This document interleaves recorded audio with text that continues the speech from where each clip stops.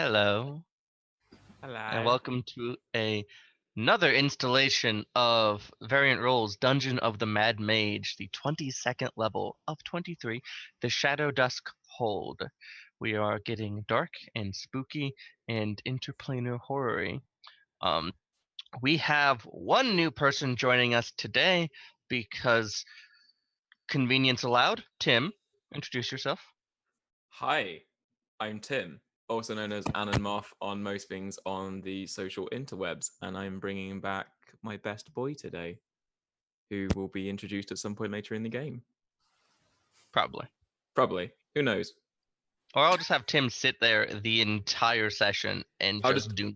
I will be the live reaction for the entire audience if needs be at what That's my job. happens. We can tag team it. Okay.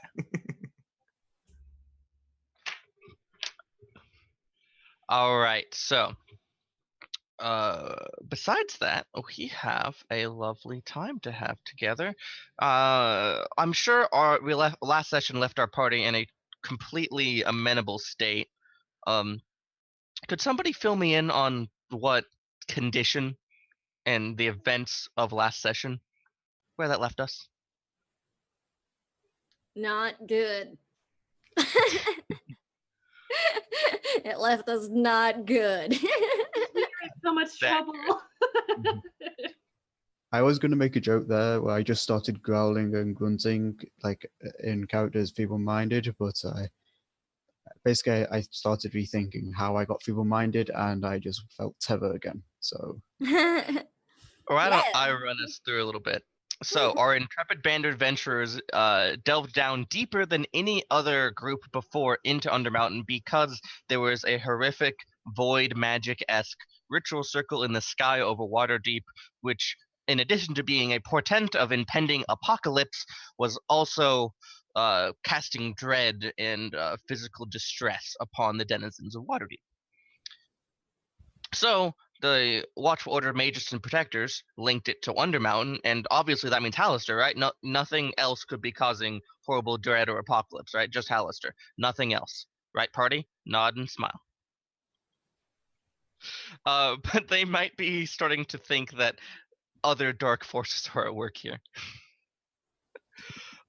As they arrived within the Shadowdusk hold, they met with Melisara and Darian, as well as their butler Marduk, who was later identified as a Starspawn, and told them about how these upstart youngins, their grandchildren, who are now adults, notably, who had been doing all these dark and horrible things, and trying to take over the family kind of lineage.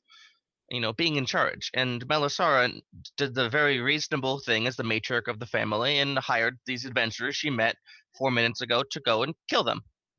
Well, it's a little more complicated than that because they're death knights and they don't die. They need to be like fleshed to stoned or imprisonmented, but you get the idea.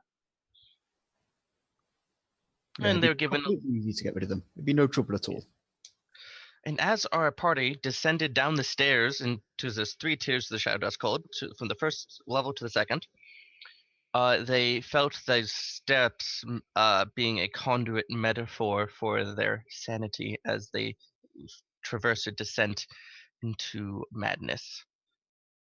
And myriad bad things. Kavai got a strong hankering for murdering things, which he then promptly murdered his familiar. Honey, or whoever that was, or Honey, she just forgot her name. And then other people started forgetting her name.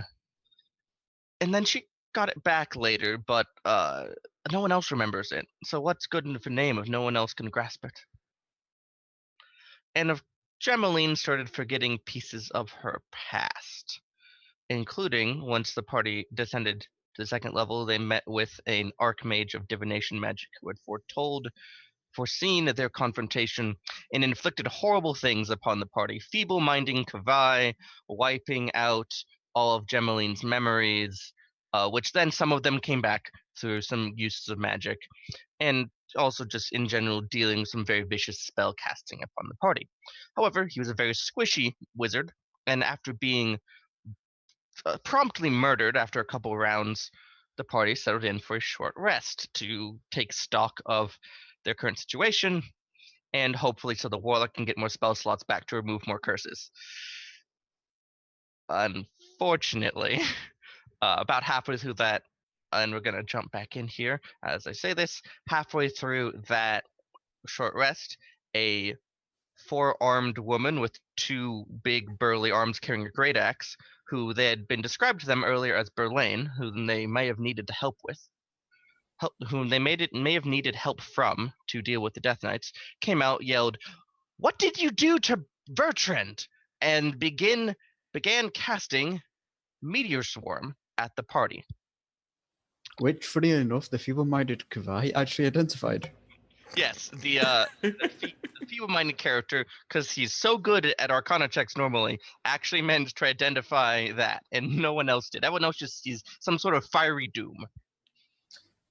So what does as we have this moment as she is invoking this spell, what would Gemeline and Honey like to do? Screaming is a free action, right? So was crying. So I just want to clarify how much I remember right now. It's just that I've still forgotten Honey's name. Yeah, so no, everyone's forgotten Honey's name except for Honey, and you had all your memories from stripped from you from before you got into the Shadowdusk hold. Okay, so I just remember from when we like entered that door and Yeah. Okay, all right. That's all you need, right? Yeah, sure. This is totally fine. Totally fine. All right. So Gemeline will hold up her hands and go, "Hey, hold on. I think this is all just like a really, really awkward misunderstanding, to be perfectly honest." Yeah, Honey's doing the same thing. She's like waving her arms, going like, wait. We were acting totally in self-defense. I can prove it. He started it. He did something weird to our friend, and now he can't talk. So to clarify something, are we under attack right now? Would What Kavai does that mean? Would Kavai recognize that this spell, even though he knows what it is, would he have enough mental facilities to understand this is an aggressive spell? Yes. Okay, I'm making a wisdom saving throw. Okay, so as she's holding this spell and her other two arms are hefting her great axe and she's stalking towards you, she says, "Yes, self-defense beat him bloody on the ground, I'm sure too," as you look down at the thoroughly beaten and brutalized body. Ooh, alliteration of Bertrand. Because Kavai went in kind of a blood frenzy with the whole feeble-minded liking murdering, kept hitting it. Well, actually, funny story about that, and I'm actually gonna sort of kick the body, and I'm going to use my Eldritch Invocation to cast Speak with Dead, so he can speak for us and explain everything, maybe. Sorry, he kept talking about how, like, this is how I die, this is how you die, and death comes for us all, whatever the heck he was talking about. Oh, we didn't mean to kill him. I didn't want to kill him. That was all about our friend's fault. But even then, he's not really himself right now. I'm so sorry. All right, Gemeline, as you go to cast a spell and touch the body of her mutilated friend, she kind of starts up because, spells bad, and she decides to let you invoke your spell unexploded. So, and the body, its neck cracks back into place, and you see another good crack as the jaw realigns, and the head now backwards on the body as is face down and bloody, but the head is turned around to look at you. And reminder, Bertrand's defining physical characteristic is he has no eyes. It's just smooth flesh. Super creepy. So it orientates itself at Gemeline, and it is awaiting questions. Yeah. I will say, why did you start attacking us?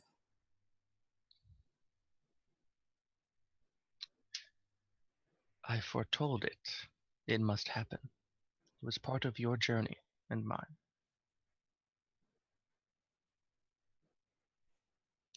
And I just sort of will look at this woman who came in. I'm just like, see, like he started it. Can anyone Also, else, that's weird, right? And then I like look around at everybody. can anybody else hear what's happening beyond Demeline? Oh, I didn't know that. Speak with dead. The body speaks verbally out. Oh. Yeah. Oh, also, we It's- got it- 4 more of these questions. So if anybody's Yeah. got anything you'd like to know, It is a maximum creepy spell.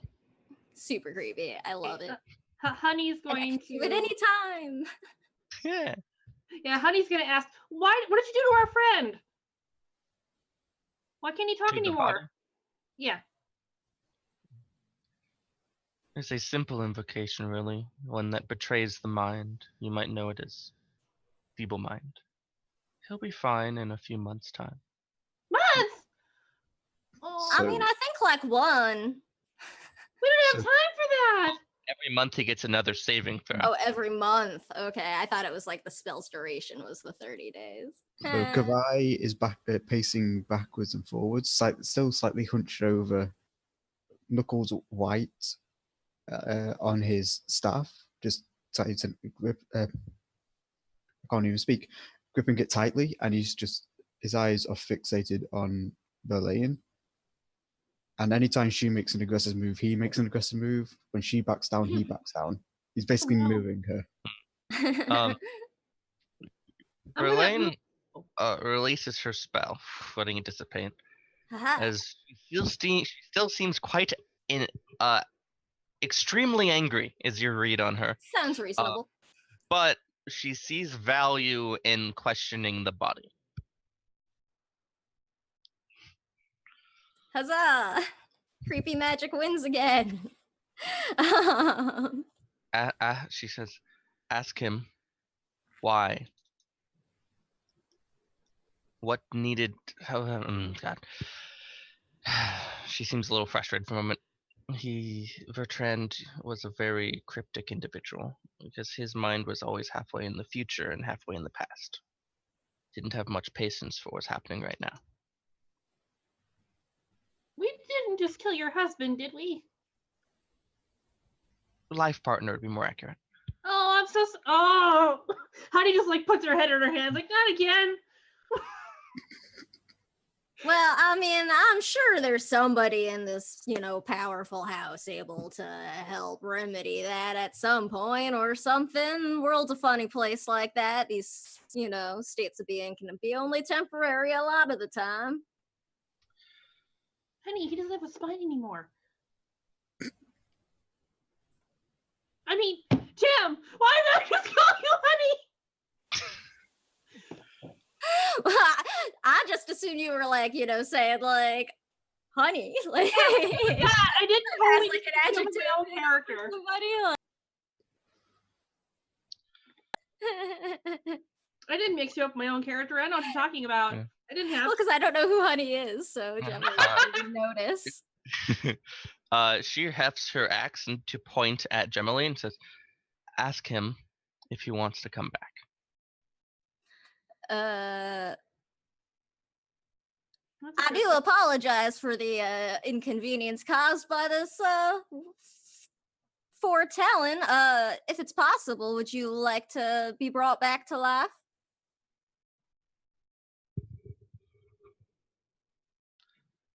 Life and death is so cheap. The lessons will be unlearned. My death sends a message. It readies you for the future.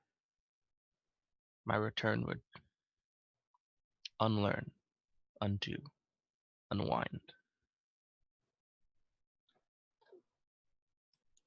Yep, progressively more unsettling. Yeah, and she's like, I think that was a no. I think. I think so too. I am sorry about this, but I mean, I do promise we seriously just came down here to like ask him for some help, and Yeah. So that's been 3 questions. So we still got 2 more, y'all. I'm gonna turn to the body and ask, what more do you know about this foretelling prophecy or visions that you've had? So you're asking him what he knows about his visions and portents of the future. Yeah, as they relate to us. Okay.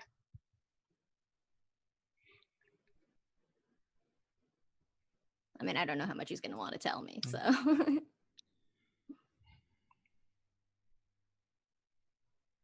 There are many branching forks to the future. My death prunes away some that need be discarded. You will attempt to cleanse this place. You'll dive into the realm of deepest evil and darkest thought. And mayhaps you shall tell of the tale. Or fail. Depends on the branch you take. That was exceptionally unhelpful. Sounds like just life in general. Well, beyond the whole diving into portents of death and darkness, and that's new. For me, at least. Well, yeah, I mean, but if there's some level of weird foretelling stuff, I don't know. Stranger things have happened. All right, well, we got one more question. My friend, and I'll turn to I forget her name, the Berlane. Berlane. Is there anything you would like to ask your partner? Maybe tell I have him? one more question, so if there's something you would like to know.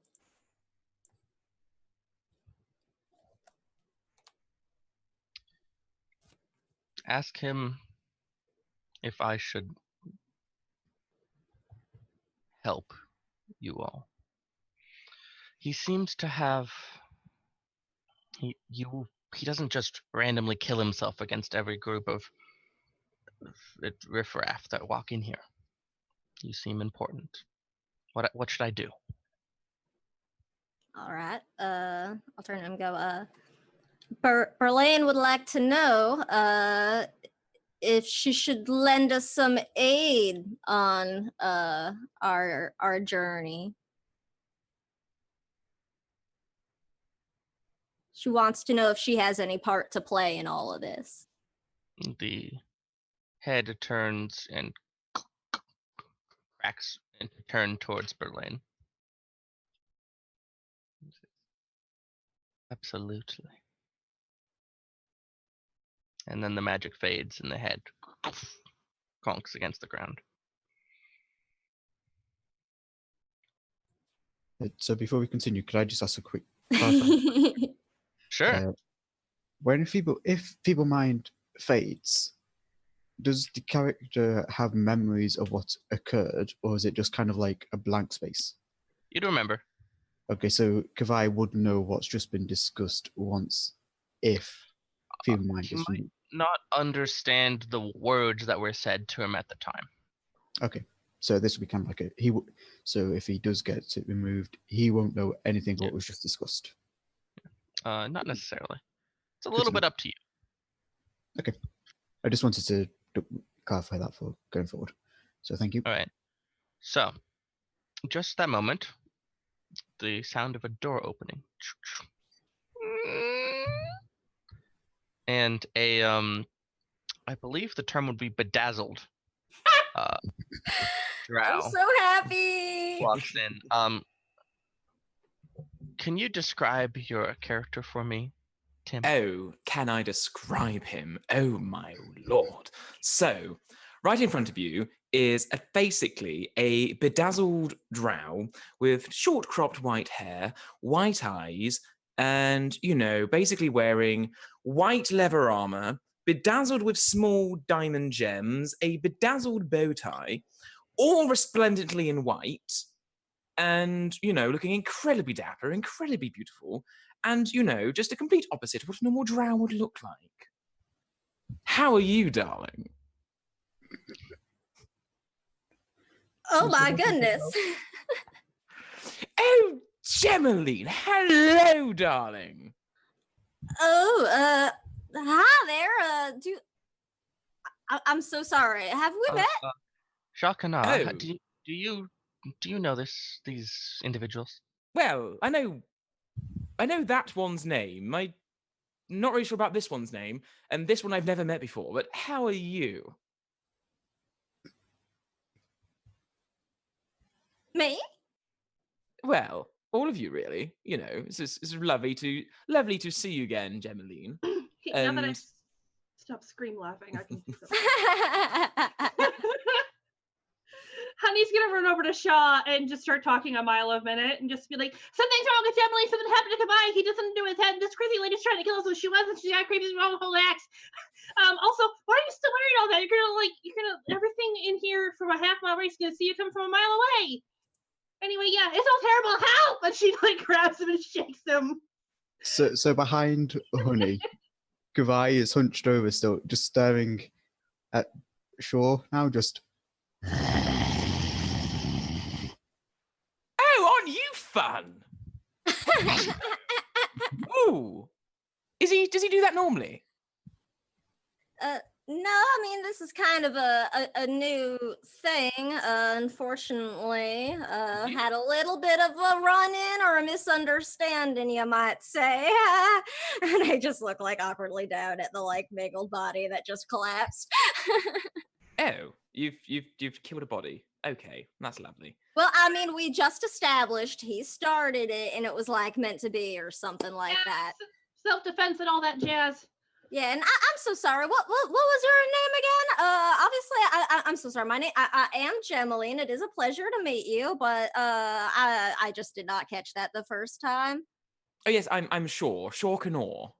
Sure. Oh, all right. Well, that is just a lovely I'm actually name. really I love that. horrified. I'm really horrified. You forgot me.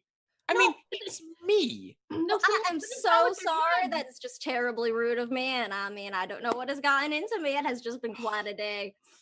Oh I know. Well, what can we do about this predicament then? Well, something's wrong with their heads. Well, there's something wrong with everybody's heads. Well, not like Sean, not like that. We're all mad down here, darling. Oh, for goodness sake. Honey's just gonna... I forgot that this was like her reaction to him. She just like puts her head in her hands again. I forgot. He's not wrong. It's why we love it here so much.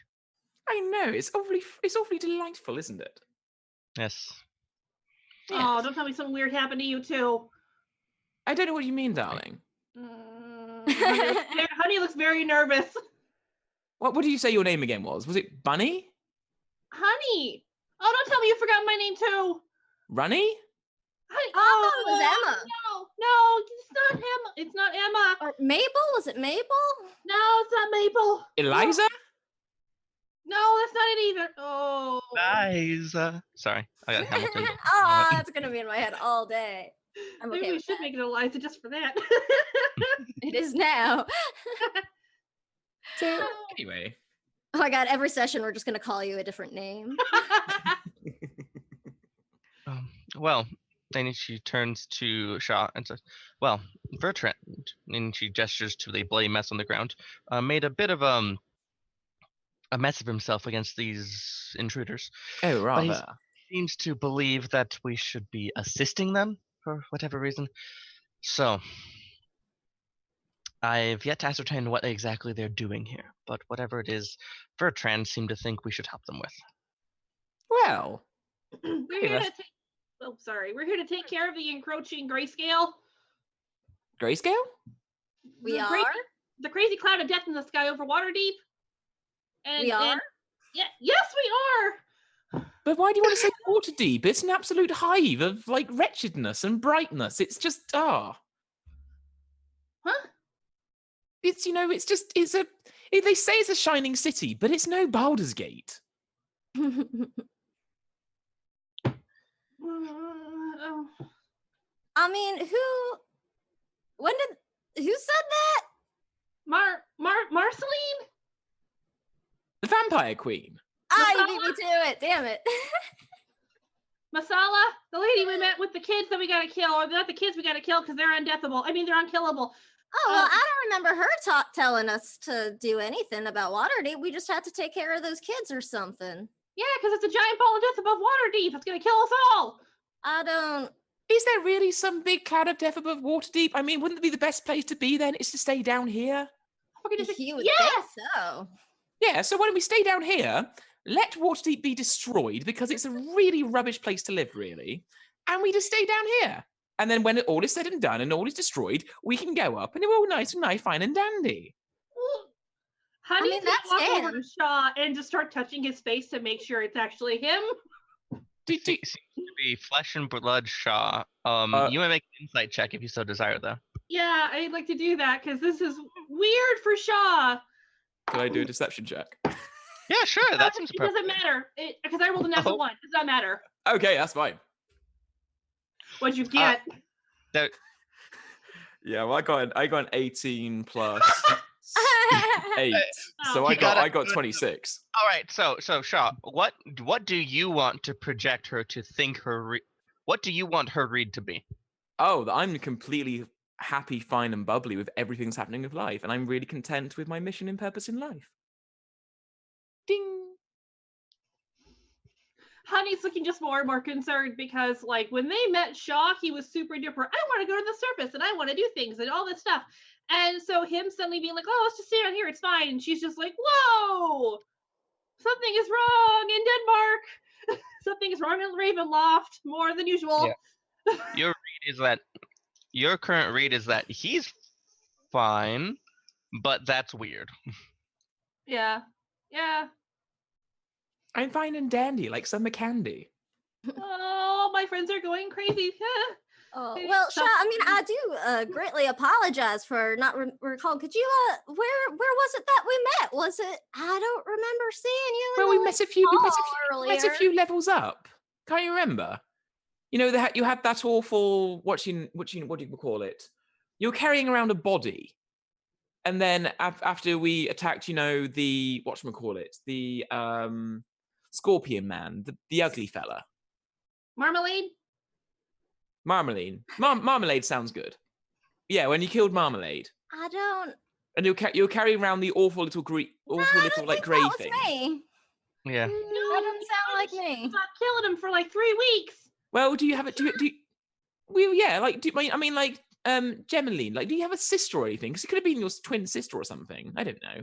Oh, I don't think so. No. No, I just know, like, you run into Just people me. around here. You run into people around here all the time, and sometimes you encounter their siblings, and sometimes you accidentally kill their siblings, and it's all fine. Oh, well, that would be a terrible thing indeed. A if it were to terrible happen thing. to anybody. A terrible thing. Okay. Absolutely terrible. Maybe let's do first things first. Fix Kavai, please. So we can talk again. Okay, I'm just going to walk over to Kavai. So at this point, Kavai has stopped growling, is sat back in the corner with his hair braided, thanks to Honey/Emma/ whatever name we come up with, and is just humming to himself, just. I'm going to saunter on over and So- bend over looking at him and going, "Hello, what's So your Kavai- name?" As Shaw approaches you, you get almost like an animalistic sense of something's wrong. This person. Whoa.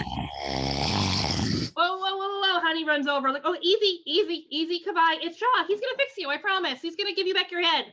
I hope that is what you're gonna do, right?" Like, Honey's looking at him like, "You are gonna get rid of the Fable Mind, Fable mind. you think?" I can't hear great all the time. Jem, what did the lady say it was? The dead corpse? Somebody said it. Who was it? It was the dead corpse, Greg. It was a feeble mind, Eliza. Okay, well, Sure. I'm just going to tap him on the head and go, "Hello, how are you?"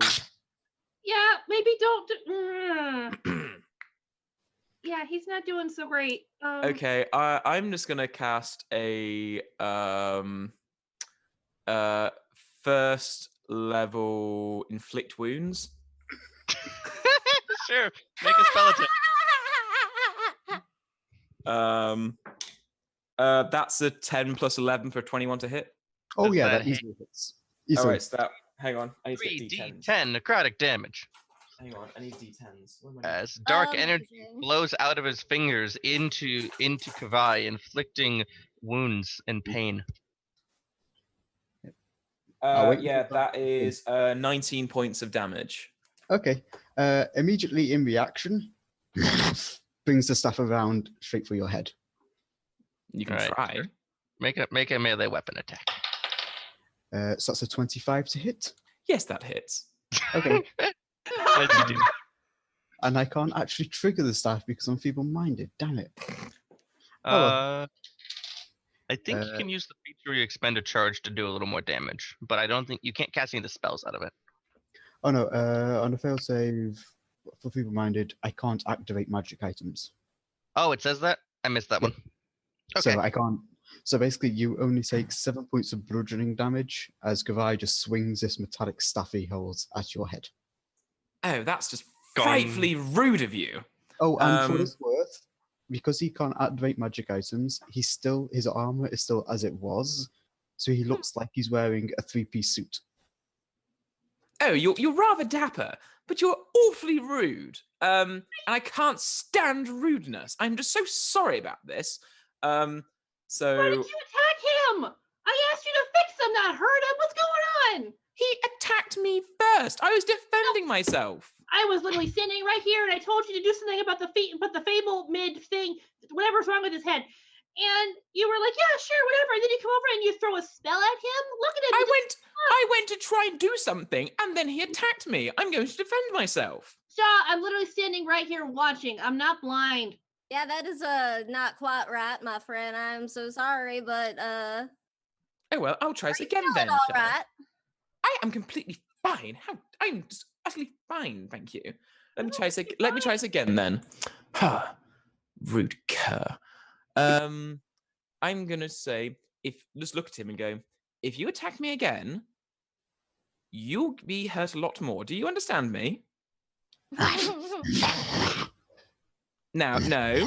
Do you understand me? Look at Honey, me. maybe you or Look no, at not me. honey. Eliza, maybe you should help or something. Yeah, I'm gonna give that a whirl. Honey's gonna go over there and kind of rub Kavai's shoulder, like, it's fine, it's okay, he's not gonna hurt you again, right? She's like stares at Shaw, like, you're not gonna hurt him again, right? If he hurts me, I will reciprocate. I'm not gonna have this argument with you again. You hit him first. And neither am I. I'm not going to say if he hurts me, I will reciprocate. That is all I'm saying. Mm, Kavai, are you soothed by Eliza's touching? Not so much soothing? soothed, more he's still growling in the back of his throat in like a garbled mess of infernal. But he's relaxed back, if you will. He's like got rocked back onto his heels. So he's still growling, but he's not actually being aggressive right now. Okay. And it's leaning slightly into Eliza. okay. So it's like a angry kitty cat dog, maybe? I don't know. Basically, I'm imitating this after my dog, who will keep growling and barking even after he's calmed down and is staying beside me. Okay, so looking at him, I pull out a diamond from my bag and say, this should help. Don't attack. Okay, nod. Jolly good. Glad we have an understanding. And I'm going to cast Greater Restoration. Okay. Yeah, and you're choosing to remove the feeble mind effect. Yes. It's not the only thing greater on him that Greater Restoration could remove. Yes. This the feeble mind, yes. Okay. So a little bedazzlement of glitter sloughs off. And Kavai, you find yourself horribly embarrassed at this bestial stance you're taking. He's not embarrassed, not at all. He just, never. I say, my friend, if you dare to hurt me again when offering aid, I will render your mind nothing more than a scattered remains of what it is now. I will cast your soul into the depths of the abyss. I will leave you insatiable. I will leave you nothing more than as I just was, a simple animal to be put down. Oh, you're an incorrigible flirt, aren't you? Yay, you can talk again. Yes, I can talk again. Nice to see you, Shame that friends. hello So there. what was it exactly that you all needed? Oh, we the kids downstairs. We gotta do something about them because they want to murder everybody in Waterdeep, more or less. Yes, it seems as if our encroachment above the city of Waterdeep, something not of the good, so to say. We are looking to negate this, the damage it might cause, and we were directed towards the grandchildren of the lady of this house. Yeah, I believe we were searching for something along the lines of maybe something that might fill the gaps of some of the spells that we ourselves do not quite have access to that might help us along the way. I believe one was flesh to stone perhaps might come in handy based on the things that the lady of the house has warned us that we might be coming up against, as well as I forget what else she said. So, well, if I'm understanding correctly, you want to deal with them permanently, then. Yeah, because That is they can't die. Death Knights, once they are slain, have this lovely habit of coming back when it's least opportune. And I like to take vengeance, so Oh, dealing with them on a more permanent basis might be within your best interest. right, perhaps some sort of, I don't know, permanent banishing effect or something along those lines. We were directed to you and told perhaps there was something you might be able to do to help us out. One of her big muscular hands scratches her head a little bit. I have a couple magics that might help with this. But I see an opportunity. Was it Kavai, was it? And she looks at Kavai. Yes, indeed. Kavai Laios at your service. There's an artifact of great evil that has been plaguing my family for many, many years. I would appreciate it if you could deliver it from our household without telling anyone. I imagine, and she gestures to Bertrand, that may be one of his goals, is to help move our family line away from this darkness that has plagued us for so long. Well, I cannot speak for my companions here, but speaking for myself, I'm more than willing to lend you this aid in return for you lending us aid. A simple deal, simple exchange of services. Delightful. I'll be right back. I'm going to go fetch a few things. And she heads off and back into the door she came out of, which was a little bit to the south, off of the one of the rooms, which is off the laboratory. So as soon as she leaves, Kavai, still rolling his shoulders, is just going to mutter a word under his breath, and his armor is going to revert back to armor. Then he's going to turn to Eliza, as he knows honey, and just say, I must say, your braiding is quite well done. I quite like this. oh, yeah, that's right. Yeah. Well, I mean, your hair kept falling in your face, and you seem like you like looking nice. So I was like, oh, let me fix that. Are you okay with it being like that? I can. Oh yes, I'm greatly appreciative of you. I normally just wear it down and Oh. straight, but it's quite a nice change of pace actually. Oh, It okay. does look quite lovely. Yeah. I might, I can do I might lots of tweak- stuff. Suits your facial shape. Thank Very you. flattering. Yeah, well, I can do lots of stuff. I can do fishtail braids. I can do fun buns. I can do, French braids. I can do little milkmaid stuff. I can do lots of things like that. I think I'll leave it as it is for now, and perhaps we can try a few different styles once we get back up onto the surface. That sounds like fun. Oh shoot, do you remember my name? Yes, your name is. It has something to do with bees. It's sweet. You put it on toast. Syrup? Maple. No. Maple. Yes, maple. That was That was maple. it. Pretty sure that was it. It's marmalade. No, my name is not Marmalade. That's the idiot we had to kill a couple floors up. All right. What are you? You keep talking about this marmalade murder, and I don't know what you are talking about, Eliza. Oh, shoot, that's right. Kavai, something's wrong with Gem too. She can't remember how we got here. I presume The lady, what the name- house sent us down here. And then we walked. Well, y'all walked. Flew. Because what I'm name would totally on my broom again right now. There's a What couple more name steps to that. What name would you prefer, by the way? I'm sorry. I assume what we were discussing before, names slipping away, has happened here. What name would you prefer? It's fine. Everyone's been calling me Eliza now, so that's okay. Okay. I assume similar happenings have occurred with Gemaline here. Yeah, she can't remember anything before we stepped through the door. I'm perfectly fine. I don't know what y'all are talking about. We've always been here. You're very not fine. I feel fine. Well, let's just hope nothing more occurs, shall we? Or nothing as devastating. I mean, although I am fascinated by these effects, they are most wondrous.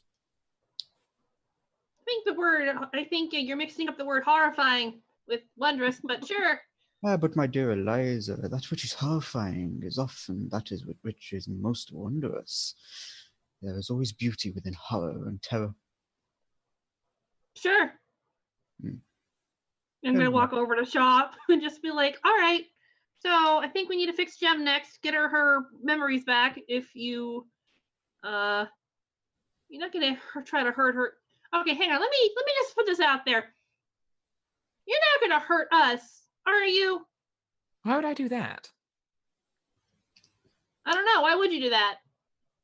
Well, you asked the question, so I assume you have an intent behind why you're asking the question. So why do you think the intent behind the question is asking me if I would hurt you if you don't think I'm going to hurt you in the first place? All right. That sounds reasonable. Yeah, sure. You hear a door open, and Berlin comes back holding a leather scroll case wrapped in twine. So, and she holds it out in one of her larger hands with her smaller hands kind of clasped in front of her. So,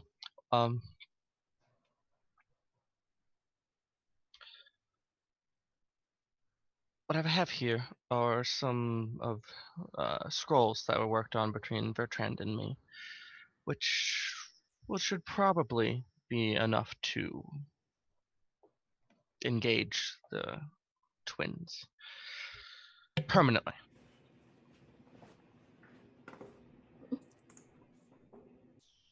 I presume they're spell scrolls, just speaking out of character.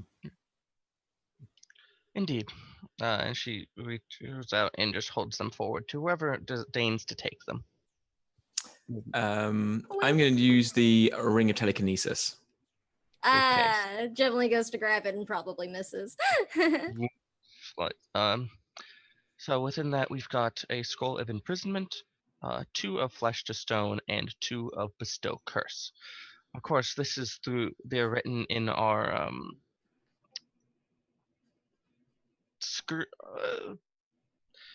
the script that Bertrand and I use to transcribe them might be damaging to your minds. Be careful. That's fine. Well, I do appreciate the warning. Would you happen to have any samples of this script, by the way? I'm fascinated just to have a quick look at it. She reaches into her pack and hands you a book. You literally just got your brains back. You sure you want to look at something now? But of course, as I said, there is beauty in the horror of things. And why not now? I might die later. And he'll start flipping through the book.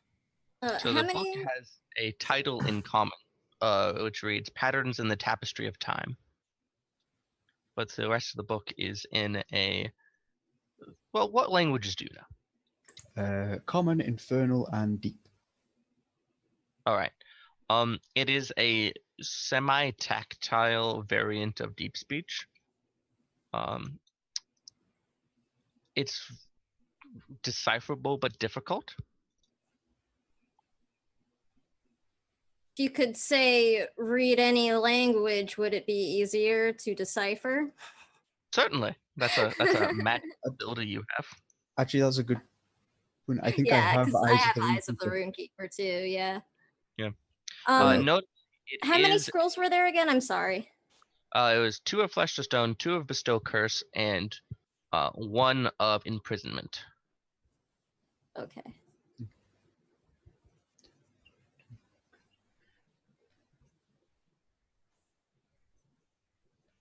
You know, it might actually be a good idea to disperse these amongst like the group of us, because we don't know exactly what we're going to be coming up against, where or when, and if we're in a position where anybody could take a crack at somebody. And We that might way, if a couple of you lose your heads, then you can still use some of them. Yeah, I think that's a good idea. I can't do any of that fancy magic stuff, so I don't know if it's a good idea to give me any. Even better, you can actually use these, and you can do some magic. I mean, you would be able to try. Yeah, but I'd rather like they actually have a chance to really actually work. I don't want to mess it up. Whatever you are more comfortable with, Eliza, I mean. Just want to note every time someone calls her Eliza, she just like sinks further down. Which is probably interesting because she's only like 5'2". Let's take a moment. Honey, what's going on in Honey's head? She's not feeling that great about herself. She's starting to feel bad that like my friends have forgotten my name. She's starting to feel not very valued. What is she worried about? Worried they're gonna forget her more. But she's also mostly worried about. There's a lot of stuff she's worried about right now. She's worried about them turning on each other. She's worried about what's going on with Shaw because he's acting like Shaw, but also not acting like Shaw, and she doesn't understand it. She's worried Kavai's gonna get super in over his head and like he's gonna go cuckoo for Cocoa Puffs. And she's worried that Gemline's just going to keep forgetting more and more of what's going on in general. Cool. Yeah, super great. Yeah, that's great to peek into the minds of our characters on occasion. Now, I believe I would like to show you this dark item that mine would like you to deliver from my family. Kavai is just still flipping through that book, just nods absent-mindedly. He's just focused on what he's reading right now. The book is profoundly philosophical, speaking in lots of generalistic terms, waxing poetic on different philosophic theory. And as you read it, I need you to make me an intelligence save. I expect nothing less. I did not. I did warn you. Oh no, you did. And Kavai and me both don't care. That's a 19 plus 4 for 23. All right. You're fine for now. You do get the sense of dread that was pervading Waterdeep up on the surface. It faded as you went down, but you get a pang of it now as you're reading it, and it just kind of sits in the back of your head like something's building, something's going to happen. Kavai just, for like a split second, there's a very satisfied, very pleased, very dark smirk flickers across his features, and then then his features go back to normal. It's like for a split second, there's like this sudden shift in demeanor as he feels that sensation building in the back of his head. Delightful. and Gemeline will just be like, all right, well, before we get anywhere, we should divvy up the scrolls. So I'm sorry, Maple, are you sure you don't want one? Yeah, sure, I'll take one. All right. I think it's, for the best everybody at least has something to give it a try. Is there like one that is easier than the rest? The bestow curses would be easier than the other ones. The other ones are quite high level spells. Okay, yeah, Ari. This whole like honey getting different names is starting to get to me now too. Honey will take a bestow curse. All right. So that one should probably go to Honey and hello traffic. And then Hello, traffic, my old friend. right. And I'll just reach my hand out expectantly to Shaw. Hey, which one do you want, darling? I guess I'll take one of those flesh to stone deals. Okay, there you go. Enjoy it. It's fun. Well, we'll see about that. Mm-hmm. If I Goodbye. can, I would like the imprisonment scroll. Oh, I bet you would. You courage will flirt you. Here you go. Much appreciated. All So right. that leaves Shaw with a bestow curse and a flesh to stone. Oh, of course, I'll take them both. I mean, you had all of them until a moment ago, so. I want to play nice, don't I? EM appreciates that. All right.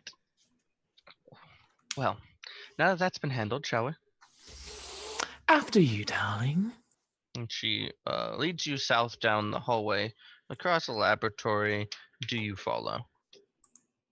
Garai will follow. Just if you can, you'll stride alongside her for a moment and just say, "This book is most fascinating. I assume you want it back, or would I be willing? Would you be willing to part with it for monetary compensation or compensation of another kind?" She wraps one of her larger arms around your shoulder, kind of gently. You're doing me a extreme service by taking this horrible tablet away from my family. You may keep the book if that is the price you ask. You are most kind, and that is greatly appreciated. Thank you so very much. Right. Yeah. So as she leads you, assuming everyone's following, question mark. As soon as everyone gets as far out the door, I'm just going to investigate the corpse. Sure. Make me an investigation check. We did go through it last week too. Yeah, and there was not much. That's fine. Well, it's not fine anyway. It's a 10. Even with a 10, there's not much to find. You can tell this is a badly beaten, and after this person was slain, they were continued to be beaten. There looks like based on the belt tie that they had a component pouch, and there was a dagger sheath on their belt. Those seem to have been looted.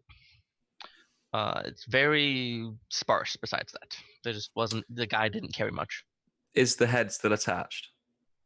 Yeah, although it's been loosened because of the contortions from the Speak with Dead spell. I try and pull the head off. Yeah, it's not that hard. Okay. You a little bit of leverage and just does have a couple popping noises, and you have Bertrand's head with his flesh-covered, eyeless form. And with no eyes, if you just look at it right, it almost seems alive still. You're coming with me. And I'm sliding that into the bag of holding. And I just saunter off. You're not sure if it's just you, but for just a moment, you think it smiles back at you. I just put it in the bag of holding and wander off. And on the way, prestidigitate the blood and gore off myself so it looks like nothing's happened. Sure. Hygiene's important in dungeons. hygiene is important.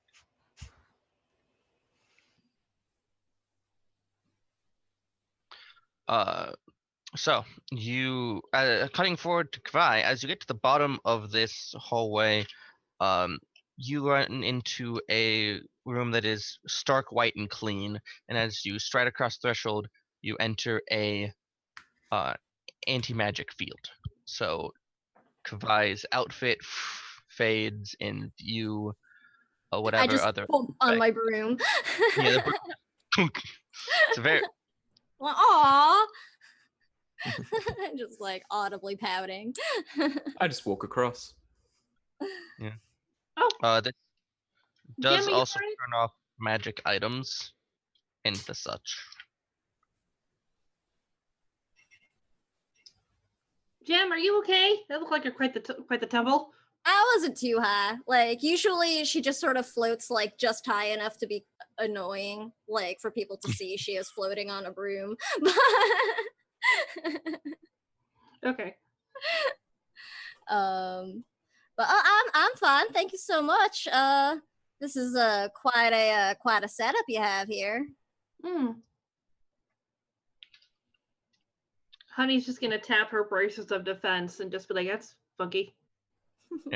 Oh, this is just, to protect ourselves against some of the more nefarious magics. It doesn't get everything. There might be some lingering effects as we walk out, and she leads you out of the room. And notably, as you exit the area of anti-magic, your items do not regain their magical properties.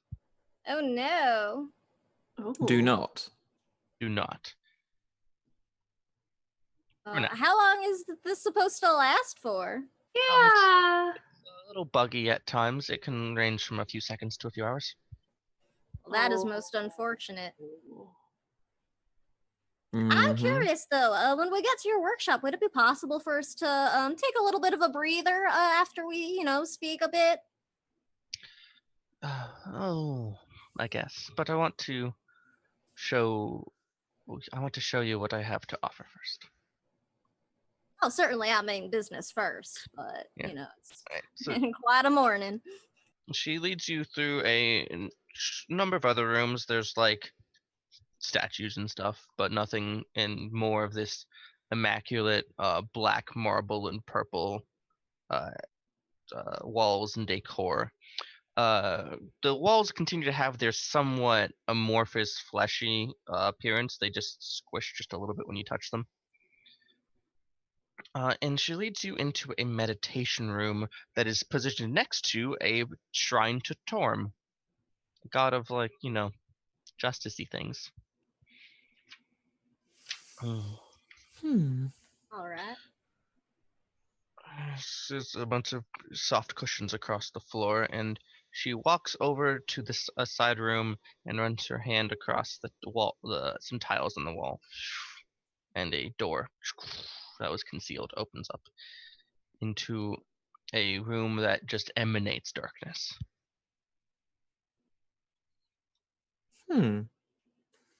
Emanates darkness, you say? Yes. Well, this seems familiar. I take it that our dark vision is not able to see through it. Dark vision does not work. Devil's sight will. I don't think I took that one. I want to say one of our warlocks did, and one of our warlocks Oh. didn't. I did. No, never mind. That's not Devil's Sight. She invokes a little spell, and a ball of fire appears, and she kind of gestures and puts it over Gemeline's shoulder, and she gestures for you to go in. I'll enter. As you enter this dark room, as you cross the threshold, the ball of fire on your shoulder gets a purple tint, and the bright light that it was emanating is reduced to dim, so you can just barely see in this room. There is a kind of like a lectern, but made of marble, and upon this lectern is a tablet of black crystal. You've Oh seen my this in goodness. some of the artworks, and I believe, well, you did know about it from Yeah. history, and you remember yourself talking about it, but you don't remember how you knew that information. Oh, was that from before we came through, I guess? Yeah, Oh, haha. things get weird with memories. Right. It is 7 inches wide, 13 inches tall, and 2 inches thick. Well, now that is just lovely. I presume this is the artifact you wish for us to remove. Indeed. Now, who is going in to the room? I had said I was going in because I had the fire thing that she gave. Kavai Right. is on Gemeline's heels. Yeah, Anyone else? Honey would be following Gemmeline because she doesn't trust anybody anymore. She wants to make sure they're not going to kill each other. I'm gonna stay at the doorway and watch. So, Gemmeline, you're at the front. This room is unnaturally dark and lit in a purple hue from the fire. What do you do? Is Berlane coming in at all, or? She's just waiting outside. All right. Next to shore. So, what do you need us to do with this thing exactly? Just Take it far away from this place. By all means, I would volunteer to carry it if the two of you will agree. I can't actually see anything in here, so carry all you want. yeah. I mean, I know Kafai has you've got like a bag. Do you have a bag of holding? I do indeed have a bag of holding. Oh, all right, because that would make sense. Then I'd be like, yeah. I mean, I guess it makes sense for Kafai to carry it. But is it working right now? Good question. Oh, actually, the bag of holding is currently inaccessible. Oh yeah, no, I know that. Kavai knows that. I don't care. Okay. He doesn't care. I'll have wants it that later. tablet. It'll be fine. He wants that tablet. Yeah, future in storage. Really. Oh yeah, naturally it will go into storage later. Of course, nothing but untoward would happen. Absolutely. So silly question.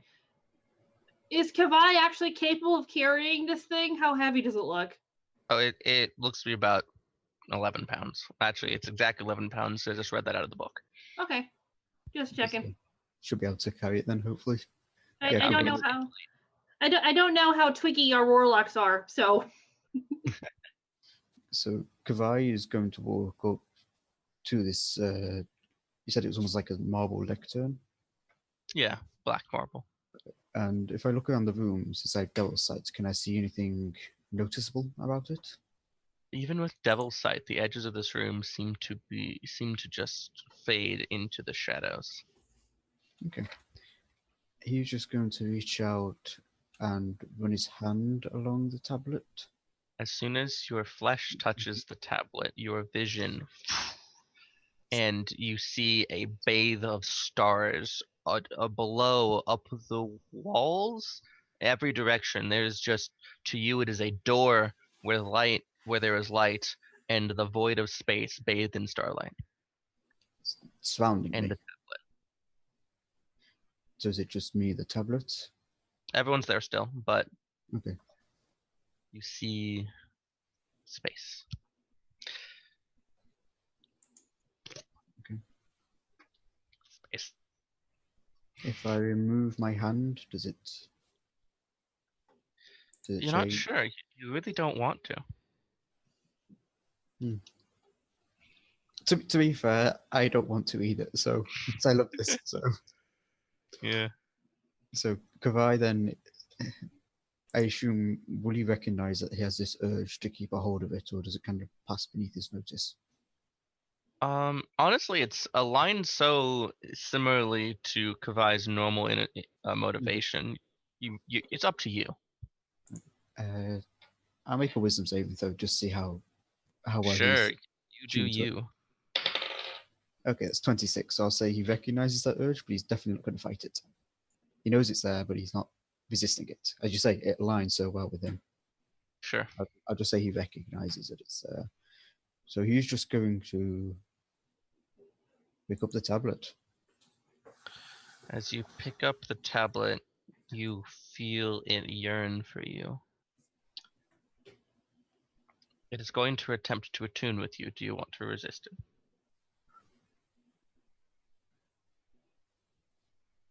Let's see. It would be a full-on attunement, I assume.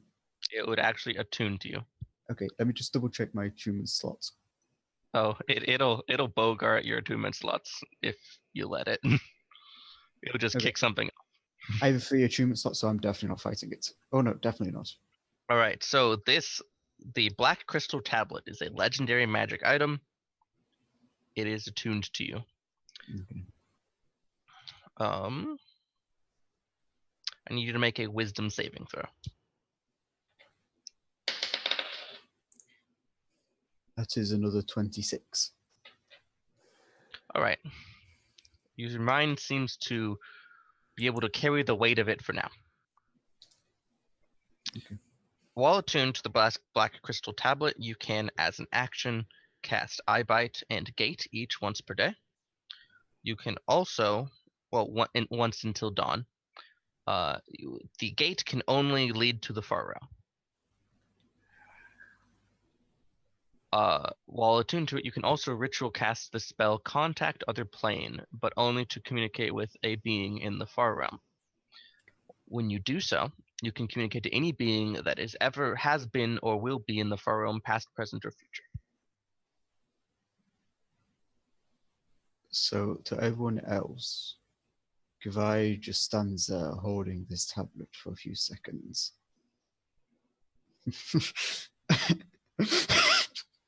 Oh, this is marvelous. This is brilliant, so utterly brilliant. Exactly what I've been looking for. This answers so many questions.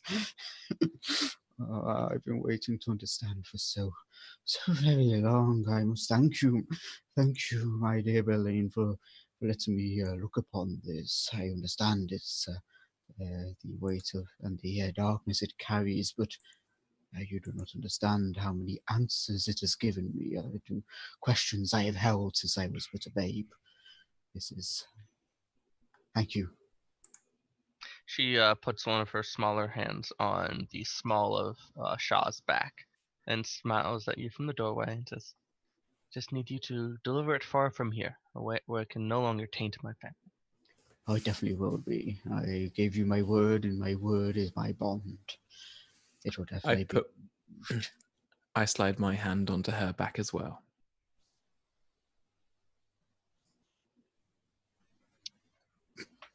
Darling.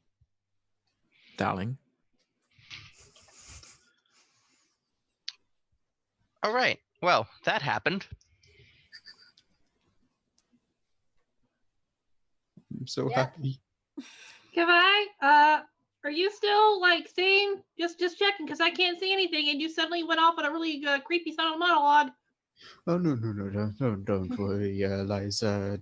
I can see just fine still. I think I can see more clearly than I have in a long. That doesn't help me feel better at all, and neither does everyone calling me Eliza. But all right, Honey's just gonna like stumble her way back out of the door. Oh, that back out of the door. That raises an interesting question that we will address when we come back from break. No. Awesome. I have a plan. Oh no! Don't take my tablet. Don't you dare See, take my I'm tablet. sitting here like I'm throwing you guys curveballs, but then Tim is just like throwing curveballs right next to me, and I gotta try to curve around Tim's curves. It's so much fun. They're the He's a very curvy curviest. boy. I love it so much. I need to Please get don't enough take my dice for tablet. what I want to do. Oh my. Yeah, you do that face, Nat. You do that face. Oh, bye. Oh no. All right, so let's go to break. We'll be back 10:15. Sounds good. Okay,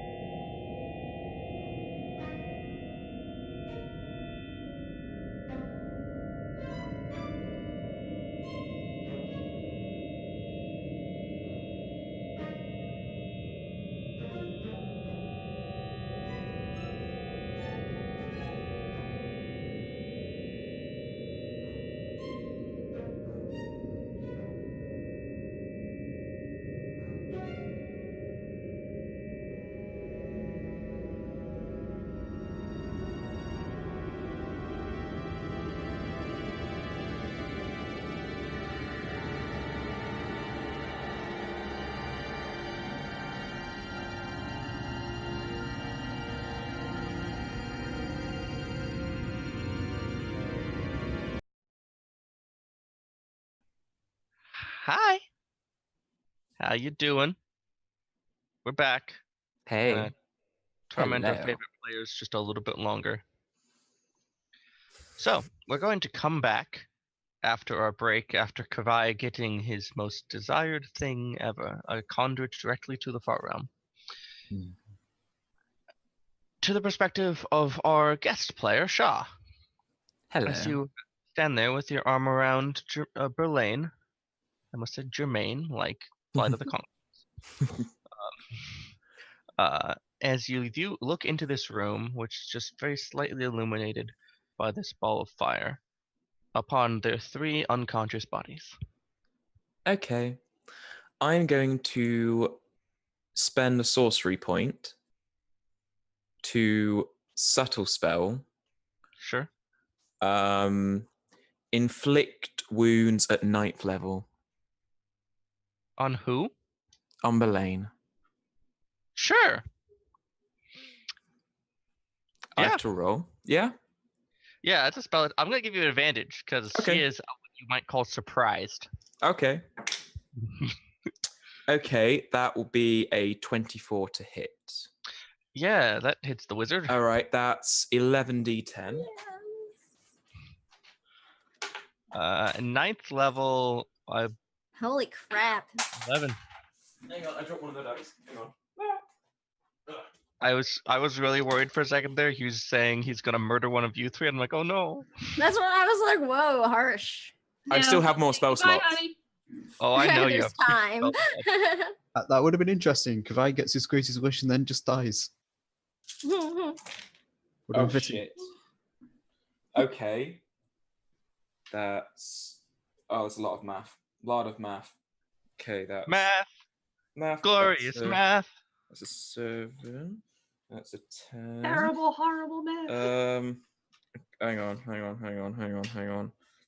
All right. Right. Math. That's Back to the universe.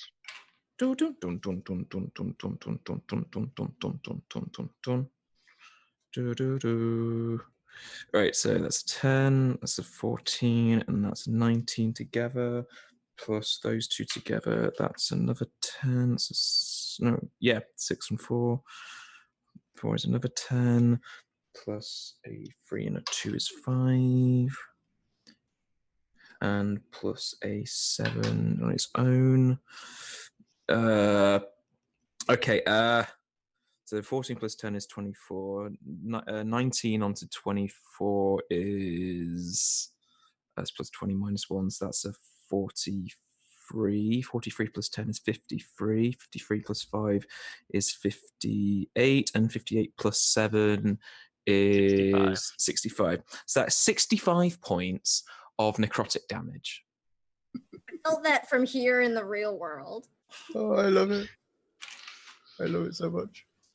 All right, so arm around her, and just her suddenly her veins are shot through with black ichor as large portions of her body start to slough off in mast cell die off and this goopy deathness as she's visibly wilts at your touch, but kind of not really. 65, you said? 65, yes. That's minus 1. Okay. Well. And just double check that because that was subtle spell. So how many points do I take off? That's 1 point. 1. That's 1 point, yes. Roll initiative. Okay. Those unconscious ones rolled as well. That's a 17.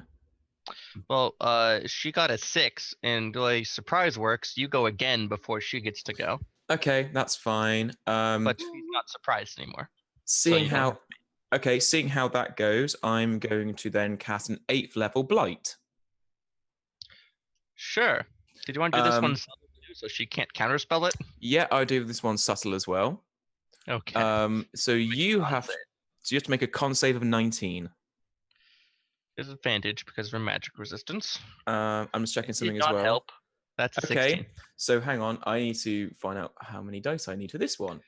See, 8th level, that's 12d8. All right, I got let's. Yes. So that's minus Yes. 1. So all these d8.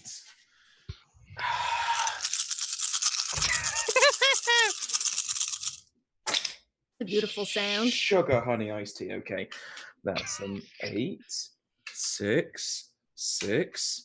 I hope Shaw actually Six. says that. Oh yes. I'm 7. considering Like out loud, like as he Mm. can. Talking honey with the memory of her name. Okay, that's 8 plus 2. Those can go over there because they've been counted. 6 plus 6, they can go over there. They've been counted. 6 plus 4, they can go over there. They've been counted. 5 plus 5, they can go over there. They've been counted.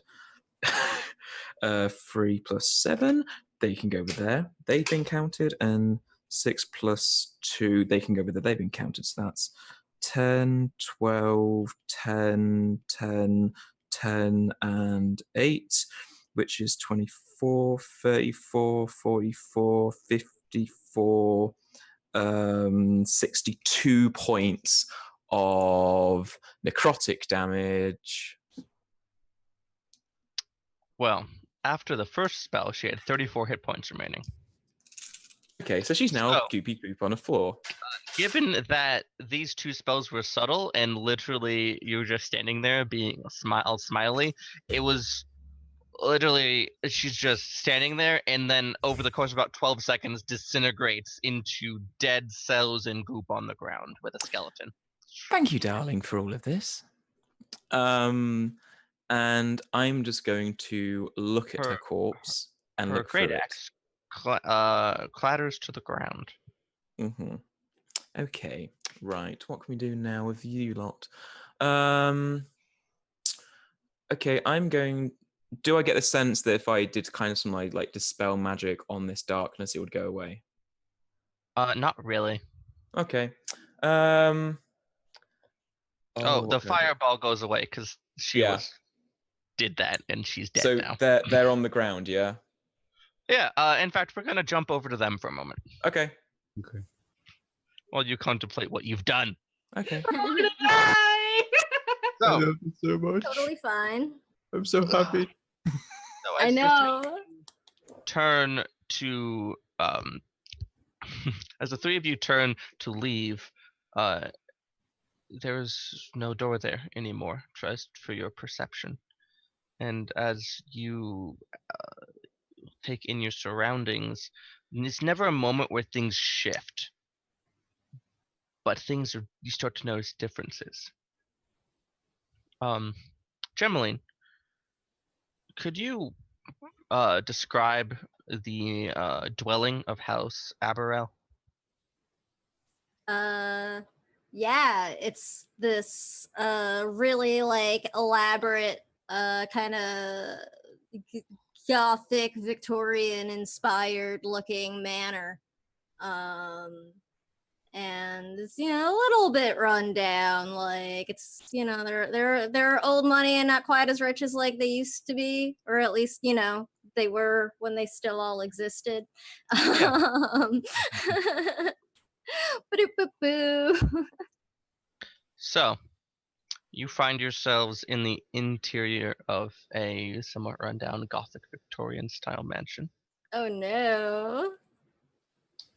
They're not going to be running this as a room by room. You need to traverse through this space. This is going to be run as a skill challenge. As you start to move throughout, you find that every room or object represents one of Gemeline's memories.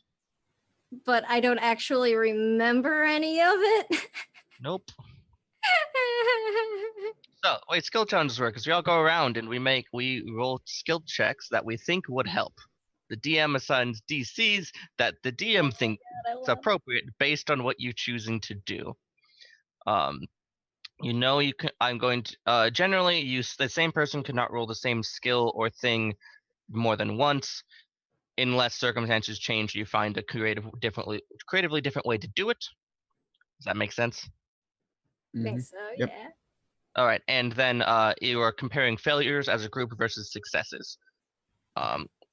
You know that Arcana can help.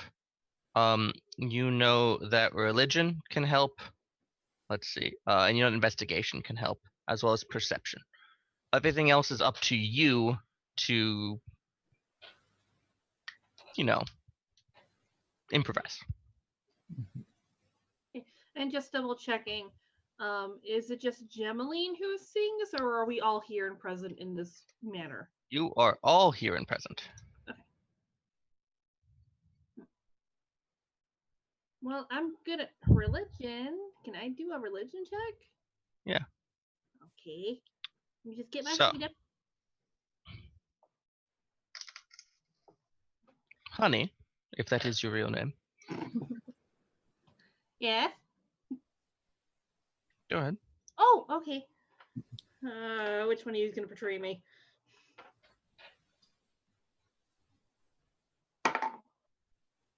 Uh, 17 total. Sure.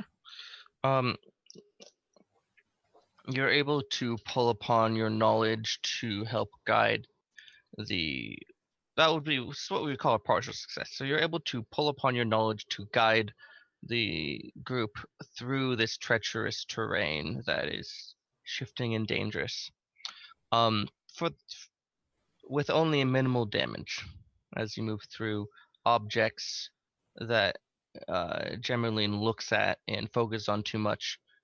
It's kind of this painful feedback loop as the memories are trying to pierce, but they are blocked, and that will cause. She looks at, let's say, a piece of furniture that represents one of her important memories. There, it starts to kind of shudder and then falls into dust.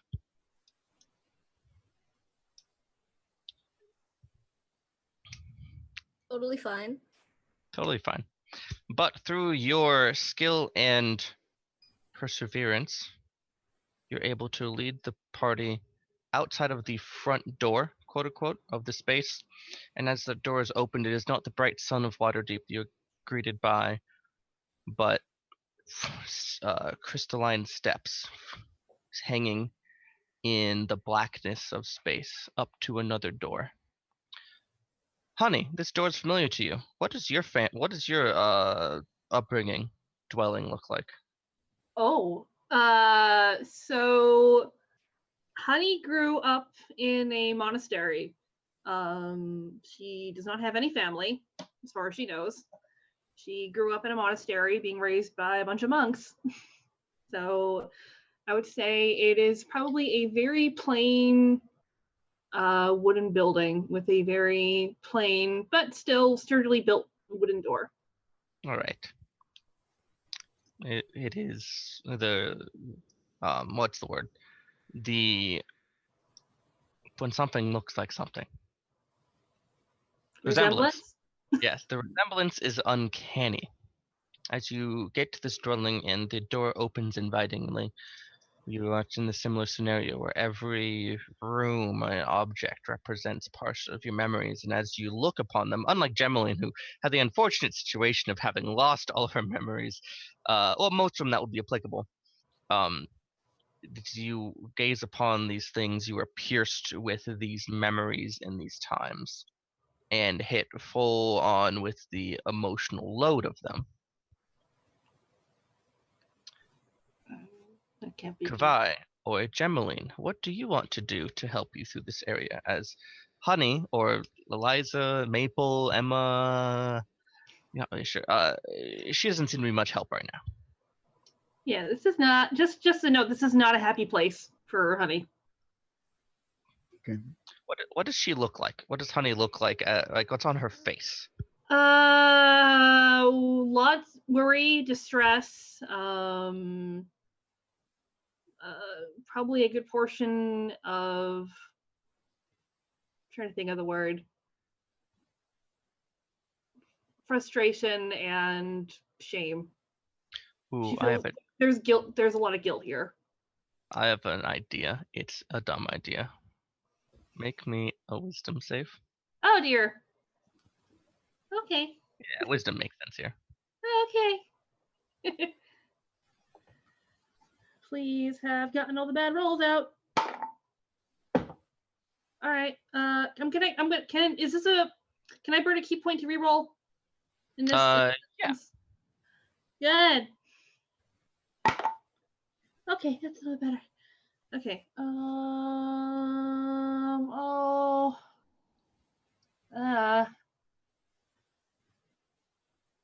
13, 14, 15, 16, 17, 18, 19, 20, 21. Okay. As you are assaulted by this place, viscerally, emotively, one thought appears in your mind, and you push it down, but it's persistent and recurs, and that is that you need to destroy this place. Okay. See it burn, see it broken, and you're not entirely sure that this is your thoughts, but it is present nonetheless. Okay.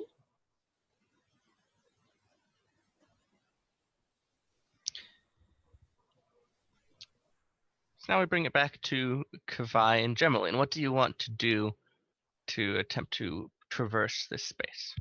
Since I am assuming that Kavai will be up next, I think it'd be interesting to not have the character's player do the role. Sure. I'll go with this one so that Gemeline has what I assume will be Kavai's next. So that feels safe.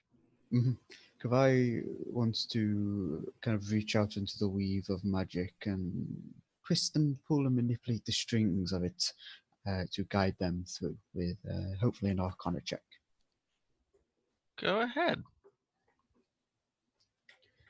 Okay, so that is a 24.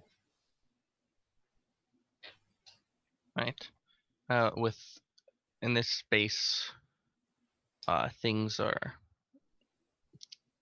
very foreign to Kavai. Very much counter to what he's used to. Things don't make sense. You go up staircases and you go down. Sometimes the doors are on the ceiling. Sometimes you walk into something that is just entirely foreign to what you're used to, and it assaults you for a time. But with great difficulty, Kavai is able to put himself in the mindset of Honey, as she might normally be, not right now, and guide the group through to an exit. Is Honey going to act upon anything as any of these urges that she finds herself harboring during this time? I'm not entirely sure, mostly because I'm not sure what would be around to take her frustration out on. Mostly because the monastery was very plain. Yeah. Yeah. Was there a person that you might want to take your frustration out on? Oh no. Like a person who lives at the monastery, or one of my party members? I was thinking a person from your past. Oh, that's bad. Yeah, the headmaster at the monastery. What does he look like? That's a great question. Let me try to make it up right now. That's what all this is, right? Yeah, more a little bit. Want to see my notes?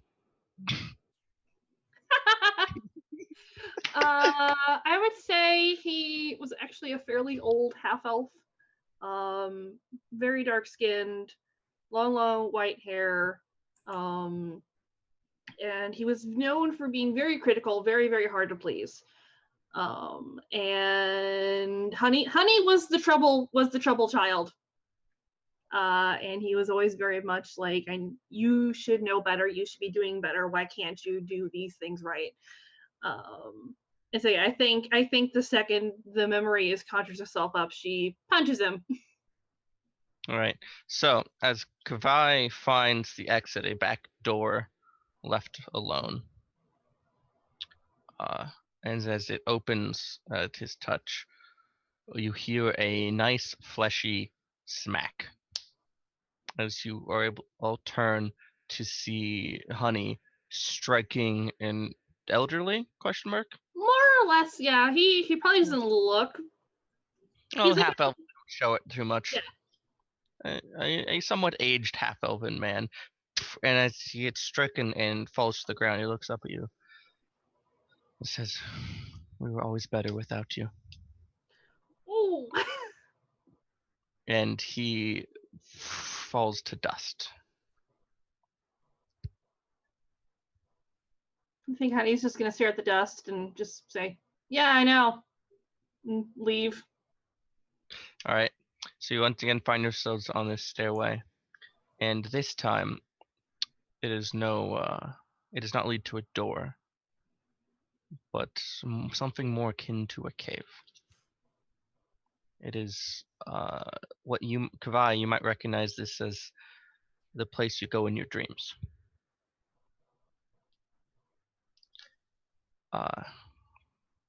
A figment of showing of the far realm, a darkness with appendages and shapes that defy very logic. And Kavai, how does this affect you?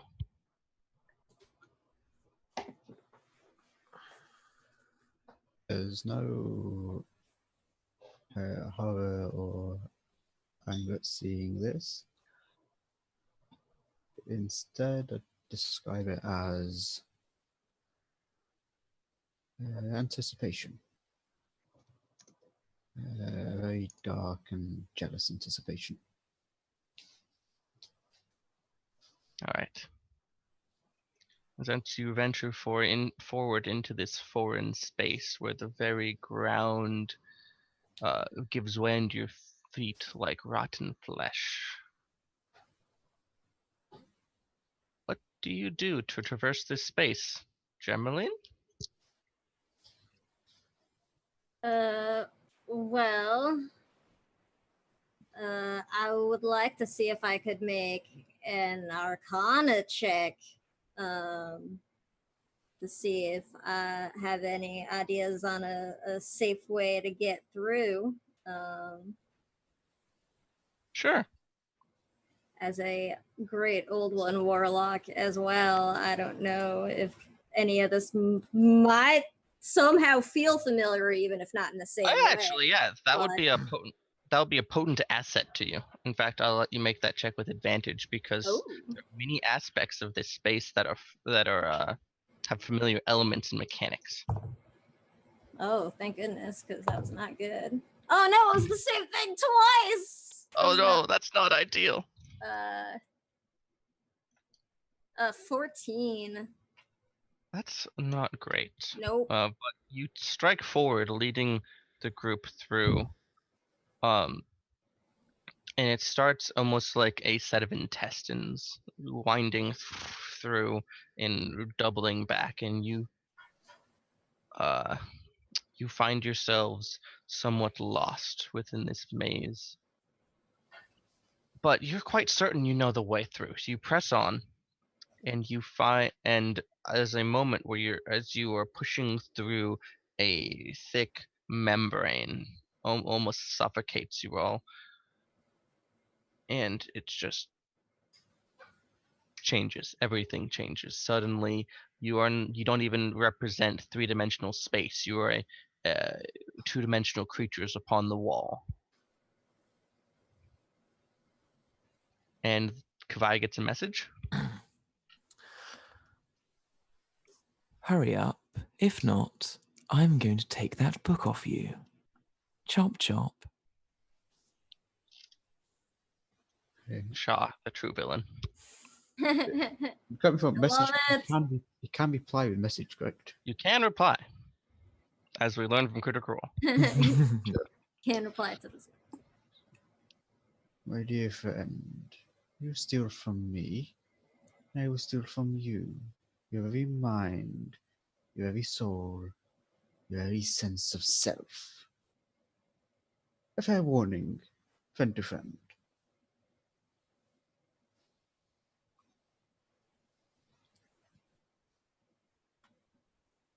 All right. As you feel this external, how would you describe your feelings towards Shaw right now, Kavai, at this exact moment in time? Anticipation, anger, and joy. So as you feel that anger and joy culminating, that feeling starts to warp the very space around you. It does, and everything starts to vibrate, and waves of energy start to move through this space, and pieces of the very environment all around you begin disintegrating into dust. A lot of it. This dust fills the air and is almost choking. But upon this destruction from the reverberating effects of this external intrusion, you see an exit, a small light at the end of the tunnel, a door in space, and much like the one you saw before, much like the one you saw when you viewed back towards the exit to leave this room in the first place.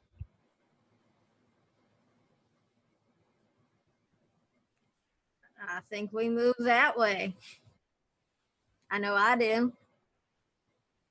And right about then, your magical items regain their magicness, so Germaline gets to stop walking in this horrible, like your shoes are so impractical. Your feet are hurting a little bit. Oh my goodness, I hop onto my broom as soon as I feel my stuff start working again and prestidigitation my shoes. It is like the worst game of the floor is lava. So Germaline makes to leave. Does Honey? What about Kavai? Kavai goes to leave, but will pause and wait for Honey, Eliza, Emma, etc., etc., and Gemmaline to leave first. Yeah, and he'll wait there, letting them leave first. I don't think they're gonna stop you. So as soon as they pass through, he's going to stop, look around, and just say, "You have haunted my dreams, my nightmares since I was young. You have tormented me and stolen a life. You are indescribable and so much greater than me. But I will tear you apart. Fraction of the far realm you may be, but I will render you into scraps. I will toss you into the abyssal plains. I will sentence you into the divine realms. I will ensure you are scattered across existence. And I will take what is yours as mine. You hold sway over me now. Not for long. Not for long." And then Kovai will walk out as well. So, the three of you are re-emerging from this room where the very dark of the void emanates. Much like stepping out from the next door. It's very normal, it's very natural. It's very bright. Shaw, is there anything else particular you want to do, like with the, destroyed body of this person while they were still unconscious or anything like that? Well, aside from rooting through the destroyed corpse for anything valuable, just looking around the room, and then if I notice anyone coming out, I will stop what I'm doing and attend. Well, the mush that used to be Berlane has a component pouch and a great axe and a dagger. I will take the dagger and the component pouch. And great axe is a little hard to hide. Yeah. Yeah. But besides that, no problem there. There is a shriveled vestige of a face left over also. I peel the face off. Okay. Yep, that's fine. And then I hold it up. Totally fine. I hold it up and go, now that was just rude. Next time, don't touch me without asking. And I put the face, roll it up, and put it in the bag of holding. Which just about now works again as our entire band of adventurers emerge from the room, and you see a grayish mush puddle that, and there's a great axe next to it. It's not really particularly recognizable, to be honest. Well, I'm just so glad my broom is working now, and I hover over whatever that disgusting mess is. Where'd the lady go? That's her ex, right? Oh, didn't you see, darling? Oh, no. She cast a spell on you. And as soon as I saw it, I thought that was incredibly rude. That was definitely not what we agreed upon. So I just got rid of her quite quickly. You know, as soon as she died, the spell broke and you came back. Wait, so she was the one who sent us to, I don't know, wherever those weird places were? She said, yes, she sent you in there. She cast a spell. As soon as she did that, I noticed it. I was like, I'm sorry, that's not what's happening. She tried to convince me to do something else. And then I just, killed her. Because that's just rude. Yeah, Honey's gonna look over to Kavai and just look at him and just be like, did you hear magic stuff? Did any of you hear magic things? Can I make an insight check? Sure. None of you heard magic things, but it's also you didn't notice falling unconscious either. And Honey has no experience with magic. She doesn't. She also doesn't care enough to pay attention. Okay, it's getting a bit late for me, so hold on. I'm just going to put up a calculator to make sure I do the math correct. Sure, do you? Do we need to just roll a deception check? Sure. Okay. Why not? Okay. So I got a 25. Ooh. That's a real number. I got a 17 plus 8. I don't know what that is. That's 25. Oh Okay. my. Hang on. I can. No, that doesn't affect. No, that's not right. That's fine. Don't worry. I was just looking at something I can't do something. Okay, so you, Kavai, you get the hard read of there's some hardcore fishiness going on with this person. They are a little unhinged, and B, you don't think that train events went down exactly as he's saying. There's fishiness present somewhere. So I have a question for Tim. How tall is Shaw? Just as How tall is him? Yes. Shaw is 5'8". Okay, about the same as Kavai. So in that case, Kavai's not going to say anything to Honey and her Way of Names or Gemaline. Said he's going to walk up to Shaw, leaning close, and whisper directly into your ear. Oh, clever little boy. Careful who you mess with. But do keep dancing, it's so entertaining. Oh, you are such a flirt, aren't you? Be Well, careful what you ask for, my friend. Same with you. I mean, that's an awfully nice book. Wouldn't want to lose your head over it now, would we? quite. I wouldn't want you to use your own mind, shall we say, Oh. and give yourself over to bestial urges. Well, you would know about that now, wouldn't you? I could quite easily teach you. Well, shall we carry on then? Yes, let's. Do keep dancing and twisting your tail. It's so much fun to unravel it. Oh, I give him, well, I these give, two- I give him a quick peck on the cheek.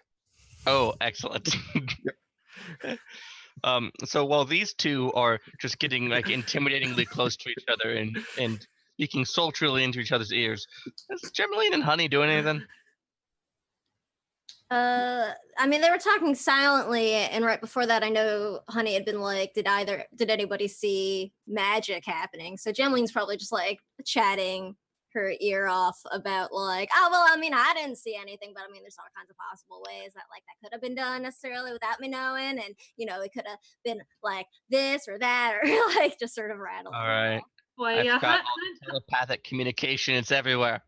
yeah, Honey's just looking. She's not totally listening to Gemmaline. She's like nervously looking from Gemmaline to what's happening. Looking at Gemmaline like, this doesn't concern you. Okay. Can you make me a medicine check? Who? Who's making a medicine check? Honey. Oh, okay. If I that is your name. don't trust you anymore. I'm gonna use this one. This one is always nice. Don't make me a liar. It made me a horrible, horrible liar. That's a total of 5. Never mind. Nothing important. Not Arya. She. After having the moment with Kavai, I'm going to go over to Gemmaline and say, "Oh, darling, I hope you're okay. I don't want to use any more of these larger spells because we might have to use something later. But I do have a potion I could use if you would like any kind of healing or some soundness of mind. Just would you like it?" Oh, I mean, I feel pretty okay. I didn't really, get hurt in that last fight or anything. Although, I mean, she seems pretty worried about something. I'm like pointing over at Honey. Okay, just checking. So, Honey, would you like a potion to help you, darling? Holy shit! You said my name. What? Sure. Honey's gonna check her packs and just be like, well, I mean, what kind of potion is it? You said it was what? What was it? It's a potion to help you with your brain, darling. Don't worry. Is it like its official name? Oh, it's just it's a thing I found earlier on. I think you might enjoy it. Oh, sure. Honey's gonna take it. Are you drinking it? No, I just take it. He's just offering it. You might want to drink it now. It's quite good. Oh, well, fine. Right now, I'll just save it for later. Okay. Speaking of now, maybe before we get a move on, we should take a little breather. I don't know how everybody else is feeling after everything that we've been through so far. I know some of us took a bit of a beating during that last. I'm fine. Well, after Shaw so kindly and mistakenly injured me before liberating my mind, I would appreciate a quick rest. Okay, yeah, no, let's take a breather then. That sounds like a good idea. I mean, this would be your first rest because the last short rest got interrupted before it finished. Right. So I would appreciate a little, breather. Yeah, warlock spell slots, key points, Yeah. the thing. Things Right, we need. One moment. Yeah, nothing happens during your short rest. Just, meditative. Remember, there's all those cushions and stuff, although some of them are a little grosser due to Shaw. During our short rest, Honey's going over to Kavai and showing him the vial. Okay, I think I have Identify as a spell. Let me check. Yeah. And she's like, something's not right with my friend. I just. Can you just take a look at this just in case? Something weird's going on. Actually, this whole place is weird. So can you look at this? Is that a thing you can do? You're magic, right? Give me a second. I think I have. I'm looking through all my spells, all my rituals. Sorry, give me a second. I think I have it. Yep, okay. I do have Identify. Right. Yeah. Do I see this happening? Yeah, I mean, he's probably gonna ritual cast it. I'm guessing. Oh yes, yeah, So definitely. that takes 10 Okay. minutes. Mhm. You would notice it. Okay, is there any way I could counter that ritual casting of the spell? You could. Oh! You definitely could. He could just start it again, though, is the thing, because it doesn't cost any resource in his part. I wouldn't restart it if you counter spells. I'd do something else. So I mean, that's another point. All right, so he's ritual casting. 10 minutes go by. I This subtle is probably cast. this would probably be after y'all finish the short rest, because you can't ritual cast during a short rest and still get it. Oh. let me just do hit So- points then before I so- forget. Let's do your short resty things. Get your spell slots back, warlocks. Yeah. I can't remember how many of them we have. Warlocks? Yeah. Warlock! I don't know if For I sure. get anything from a short rest. Let me look. Key points come back. Oh, So Yeah. do all my Yeah. my spell You- slots don't, but that's fine. You used a chunk of them last session, and a couple Yeah. of it. I'm popped up back to where I was. Okay, I'm back up to full. Good. And then Kavais begins ritual casting. To identify, nothing interrupts you. As he finishes casting Identify, that would be the moment to counterspell it if you so desire. I subtle counterspell it. Okay, so given that the only components to counterspell are somatic, the spell just seems to fail. Can I do anything to try and determine what happened, considering my Yeah. previous insights with him being fishy I already? mean, you could roll an Arcana check to identify what the fuck happened to my first level ritual that it didn't work, because you're not used to that. Definitely Arcana check then. You could roll Insight also, just be like, who? Yeah, can Honey do an insight check at all? Since she's Absolutely. present? Okay, I'm gonna do an insight check. You see the baffled look on Kavai's face as his very basic spell just inexplicably didn't seem to work. I'm afraid of all my dice. I'll do insight as well. Yes, Gemmaline would. I got another 20. That's amazing. I'm so happy. Well, I got 27 for what it's Yeah, worth. I was about to ask to check, but I don't know if I need to. You can. That's sorry. Go ahead and finish all your things. I was gonna prompt Tim to have Shaw roll a deception check. Good Okay. good luck. Okay. Gemmaline, did you want insight just for posterity's sake? Deception check, he said. That is what I said. 17 plus 8. So that's 25. 25. I got a total of 29. And Kavai got 27. And did Gemmaline want to roll? Yeah, I'll roll. Do you? Rolling insight, you said? Yar. Not great. 14. Yeah, That's I didn't okay. roll well. So you're like, I don't know why it didn't happen. The other Honey and Kavai like catch a tell as the corner of Shaw's eye twitches in this little smile. And you're like, that I'm piece like, of shit. Can well, I? you know, there's all kinds of weird stuff going on here. It might just be like something in the air. I don't know. Maybe something in the water. Who could tell? So Kavai is slamming his stuff on the ground, twisting his hand through the air, pointing at shore. Yeah, Honey's walking right over to Shaw. Oh, think funny it's man, won't you dance for me? I'm casting Wait. Luscious Hideous Laughter. Wait, oh shoot, darn it. All right. Well, as you go to cast that spell, Honey, what did you want to do? She just wanted to walk up to him and just grab him by the shoulders and just look him in the eye and just be like, tell me what is going on. Please. All right, so we have Honey saying, "Tell me what is going on, please." We have Kavai casting a spell aimed at Shaw. What is Shaw doing? I'm just checking what something. would Shaw be intending to do? Because we're like this close to it right now. Shaw is. I mean, y'all can kill each other. I'm fine with it. Oh, We'll is just something have else all the planned? characters stroll in next week. It'll be great.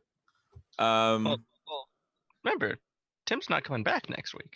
Yeah, I know, but I mean, if we all kill each other, neither are our characters. Yeah, I know, right? That's a point. Shaw is going to cast.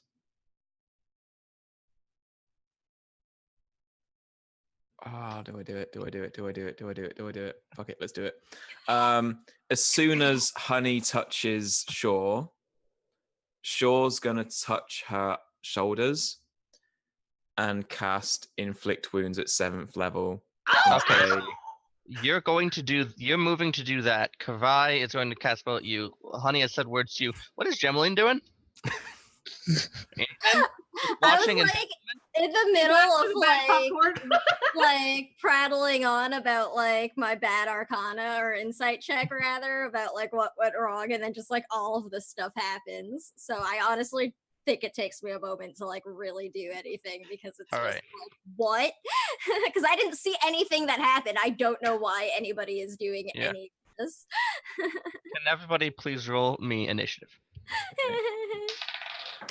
I love it. Ooh, ouch. I'm back. Finally. Kavai? That is a 23. 19. 18. I'm going in an order. Gemeline, Or 4. Shaw. 18. Emma.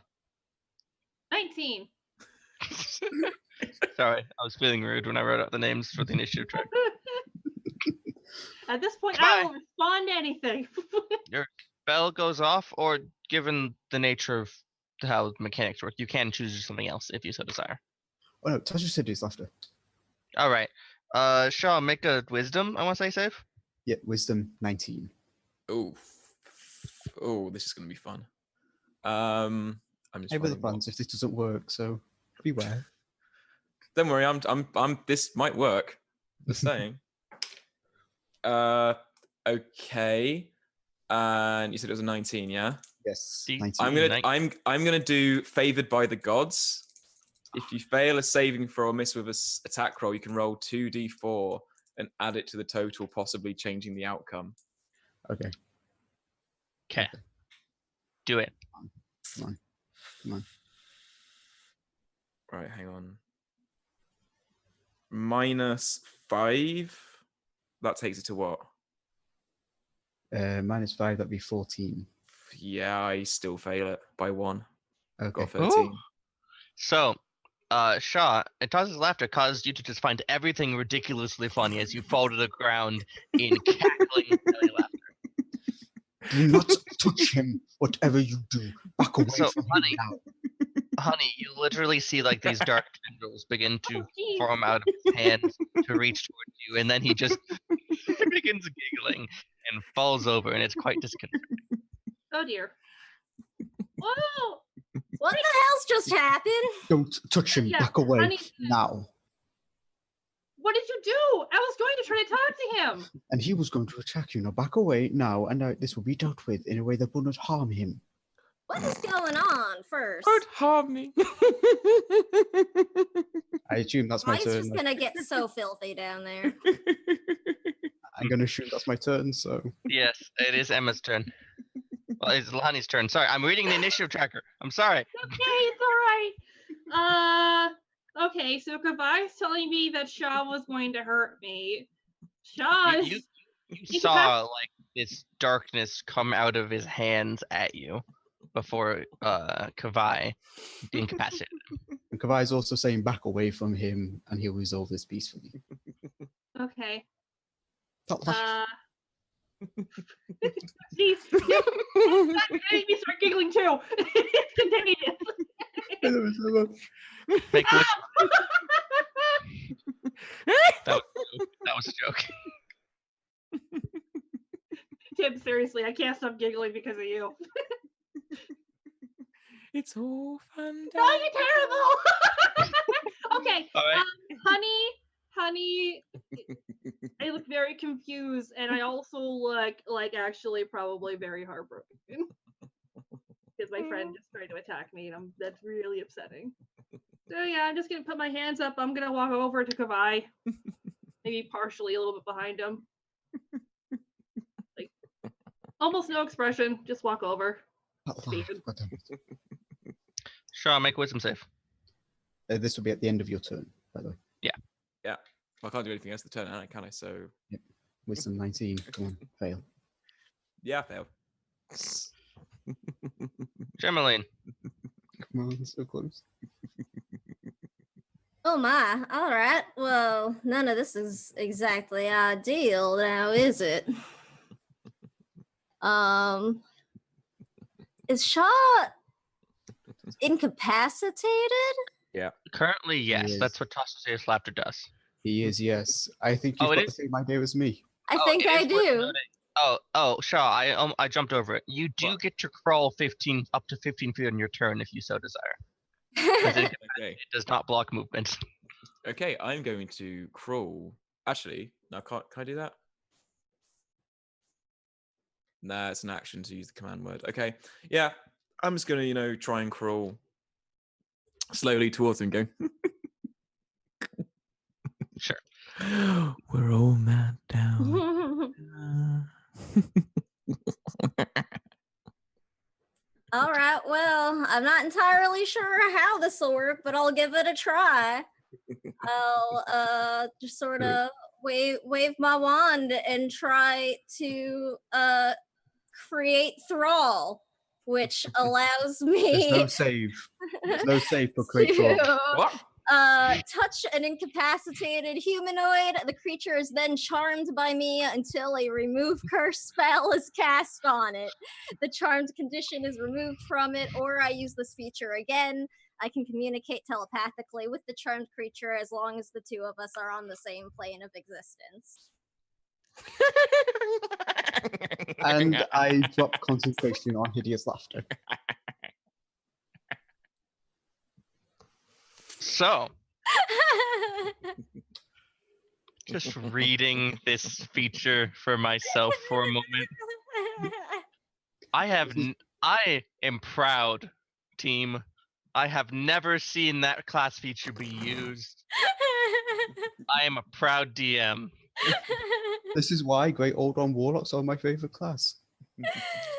I love So, it. Gemaline, what does it look like for you to oblate a portion of his personality and bend it to your will? Wait. It's an ability, isn't it? This but is a it's- class feature, yes. But is it being charmed? It is Oh. charm. It is. Oh. But I don't get a saving throw, but I get advantage against Yeah. being charmed. So that would it does not help protect you against this particular usage. All right, okay, that's fine. Let's check him. So, like I said, what does that look like? to like cast the spell and have it take hold. Yeah, you touch him. It's part of the. Let's say I as Shaw's like crawling towards Kavai, right? Yeah. I just sort of float down a bit more on my broom and like bend down and like tap you on the ankle. And like the sort of like silvery swirl of like stars sort of like swirls and like goes into you, and your eyes like flash for a moment, and then like the spell takes hold. And Kavai drops his concentration, as you mentioned, and he stops laughing.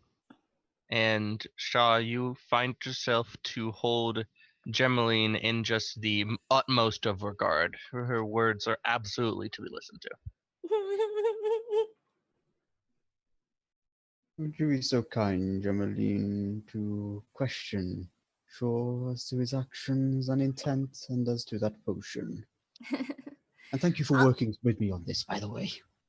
Well, I mean, this is just getting like downright ridiculous now. Like, we got things to do down here. All right, now, my friend, why don't you just get on up from the ground? Now you're getting filthy. And I'll like prestidigitation Shaw as he gets up, because I mean, we're all friends now.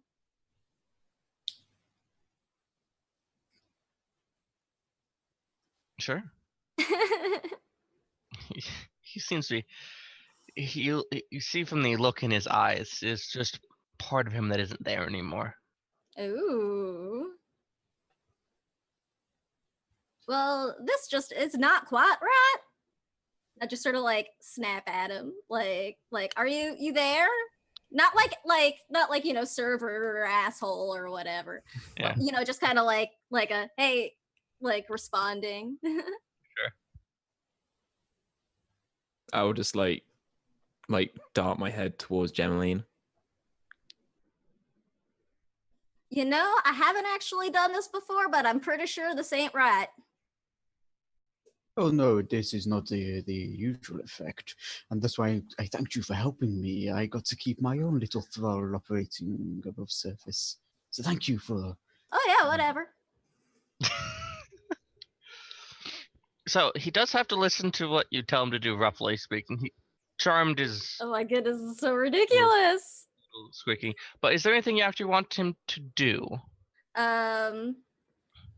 So I'll just be like, you know, now, Shaw, I think it's time you tell us what's going on. I'm curious, like, because Jem isn't sure the extent of what's going on. Sure. Shaw, what's going on?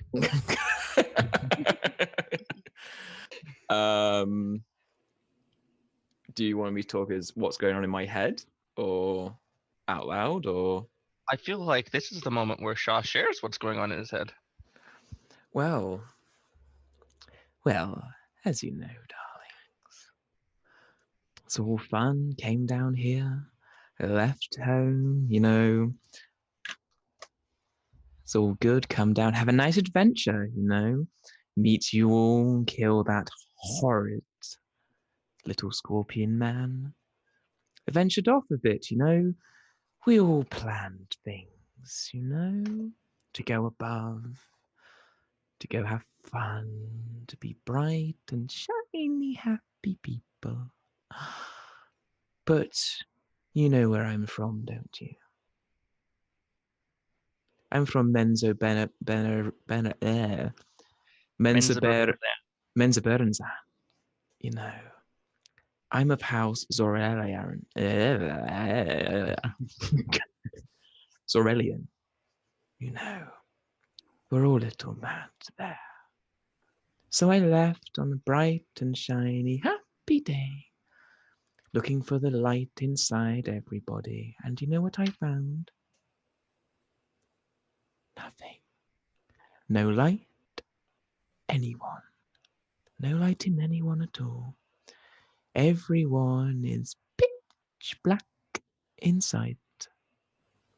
So what you're looking at is just a bad day. I'm you made realized. Isn't that good, darling? Could I ask a quick out-of-character question? Yes. How close are we to finishing this session? I've set the plan, but I don't want to spring it unless if we've got a bit more to go. Oh well, I was just thinking about this. So we're scheduled to end at 5, and given certain life things, I'd like to keep it around that time. MCG mixtape is canceled for today, so we can kind of make up the time we lost because we got a little delayed starting, but I don't want to belabor the time for other reasons too much. So we probably have about 20 minutes. Okay. I have something then. I don't know how well this will be received. I can take this back if you think this is happening too. What you thinking? Kuvari is going to walk towards shore. I told you to be very careful, funny man. Your dance has ended. Shatter into nothingness. Touch him on the forehead, and I'm casting Feeble Mind. Experience what I do. So that's an intelligence 19 saving throw. Yep. Mm. As a thrall, what can I do?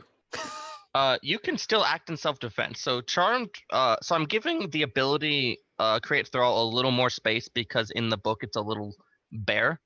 Okay. But so formally you can't hurt Gemaline.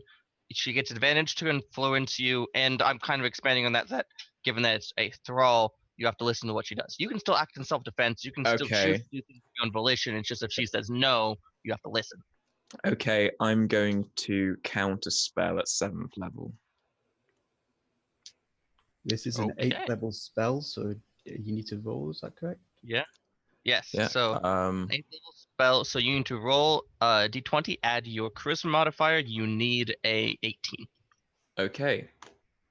What does this? Is this like a? That's fine. Okay. 18.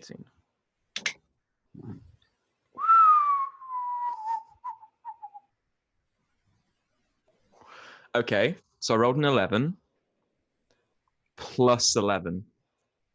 No, it is just your charisma modifier, not your spell attack. So it doesn't. Oh, include no, your no, no, provision no, no, bonus. no, no. Oh, just charisma modifier. Yes. Oh yeah. I was like, whoa. Whoa, whoa, whoa. It's not a saving throw, is it? My bad. No, you would need 32 charisma to have the plus 11 on that. Yeah. So no, it's plus 5. That's 15. No, 16. All right. So you go to counter the spell, and it's just not quite enough power as the steel mine hits you, and you get to make an intelligence save now, Okay. which I'm certain you're great at. Yeah, it should be fine. I really want this to work. Yeah. No. Yeah. I've got. Do you know what my modifier is for my intelligence saving throws? Well, Oh no. please don't tell me you just rolled a 19. Oh no, no, no, no! I rolled something a lot better.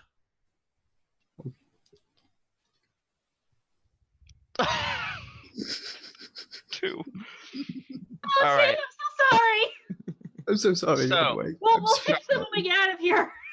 Shaw takes 46 psychic damage, Oh my Yep, I'll roll god. that now. which Kavai will roll. This is so ridiculous. I love don't- it. You don't take a lot. Intelligence Only take 11. Charisma are reduced to 1. You Hang on. have banal basic instincts. You maintain your personality and So can recognize your friends. 1 you said, yeah? Yeah, And my keep track of intelligence. what they were before charisma intelligence. Yeah. Because they can be reverted. You can't cast spells, can't activate magic items, don't understand language. Still thralled. So you've become a basic bestial creature. How much damage do I take? You take 11. I didn't roll well. It's not really the point of the spell. That was Generally, amazing. I have a pet for you. Perhaps you can train him to be more sane. Well, I Now, mean, hold I think it was already just pretty trained, but I mean, this works too. We're not going to be able to get any information now, though. Kavai is just going to, knowing this has no effect, walk up to Shaw, rest his hand on his shoulder, lean in, and whisper into his ear, "You should have danced better, funny man. Never tangle with those that can scatter you to nothing. Good luck." And just withdraws. So, I think that was interesting, don't you? This place is just like ridiculous. I'm so sorry. This is so I amazing. think Tim's into it, but the DM is just like, what happened? I'm You're so welcome, DM. This is my job. Did you have plans? I don't. Let's Oh. just No, so find all that. I almost forgot. Sorry. Before drawing back, pulls Shaw down and just presses a quick kiss against his forehead, and then backs away. Shad, are you happy? They kissed. Yep, that's why. I looked at chat, remembered that, and then I ship it. And Kavai is just Hiroshiko, and his form shifts again back into a very. He's wearing like a tabard over a very elaborate breastplate emblazoned with some strange sigil, very almost like regal armor. Well, that was interesting, wasn't it? Do enjoy your pets, Gemaline.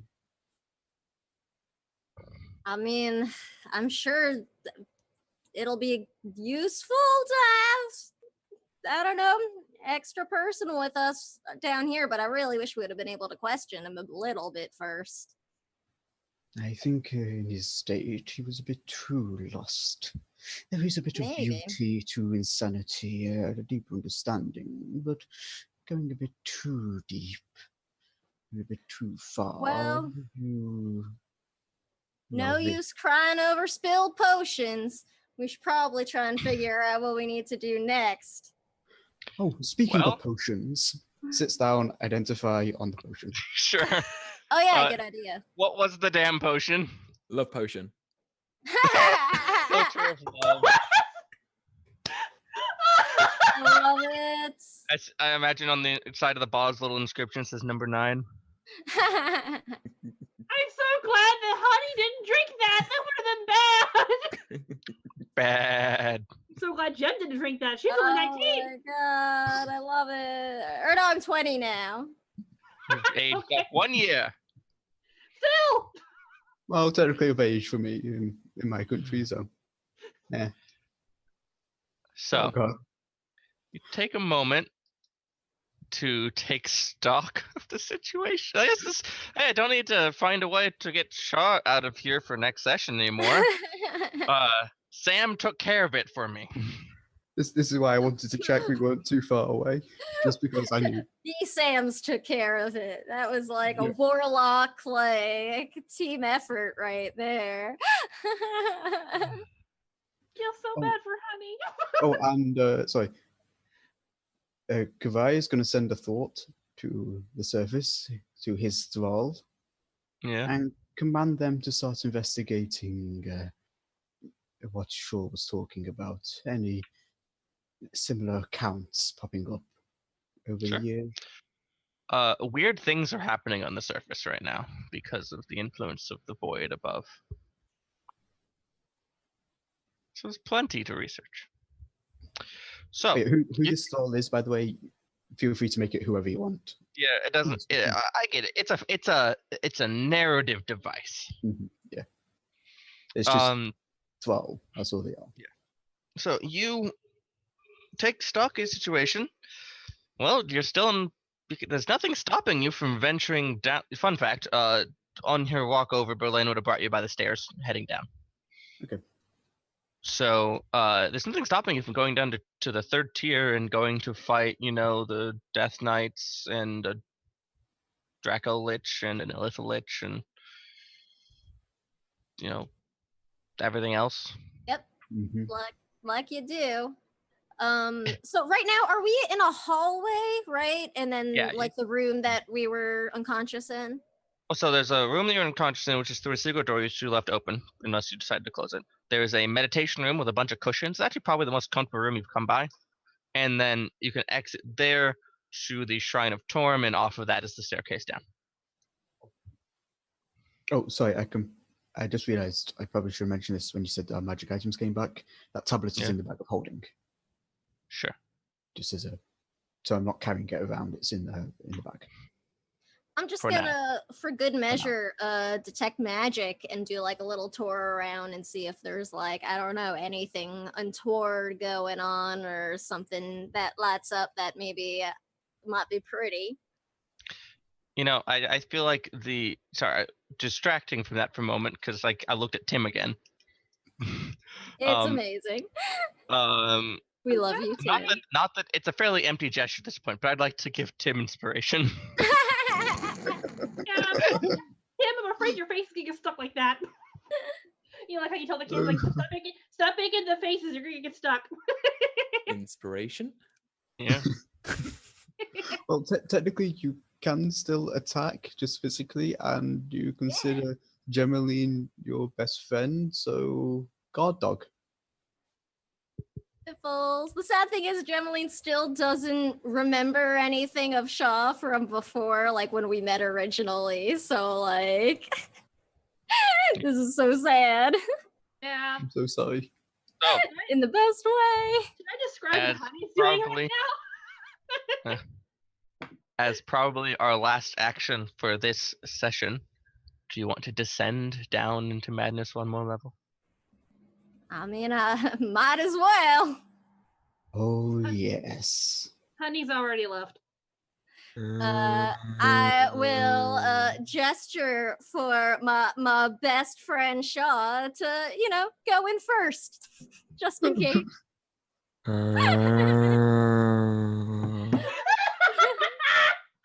Yeah, that's right, darling. And I just like pat his head as he like walks past to go down the stairs. Can everybody please make me an intelligence save, a wisdom save, and a charisma save? Shaw, you're really bad at 2 of these now. Well, actually, you're still probably decent at charisma. So out of 1 int or charisma, that is a -5 modifier. That was Taste. intelligence, wisdom, charisma. Yeah, all the mental stats. Alright, Mm. I'm burning another key point. Yeah, do your key stuff. I rolled Intelligence, wisdom, and 0. charisma. Yeah. All right, so that's just that. All right, That's a. What's I rolled that? pretty well. I don't know if it'll Seven. even matter, And but that's a. Not that it matters. I got a 10 on my intelligence, a 10 on my wisdom, and a 21 on my charisma. All right. You do have inspiration. I will re-roll one of them. Yeah, no, that's not gonna work. Actually, no, yeah. No, that's not gonna work. It's fine. All right. So let's start with Shaw because those things already happened. Can you roll me 2 percentiles? Ooh. Let's get rid of that book because I can't use anything to drow anymore. I'm sorry. No, I'm loving it. It worked really well, actually. Right. So first percentile is a 61.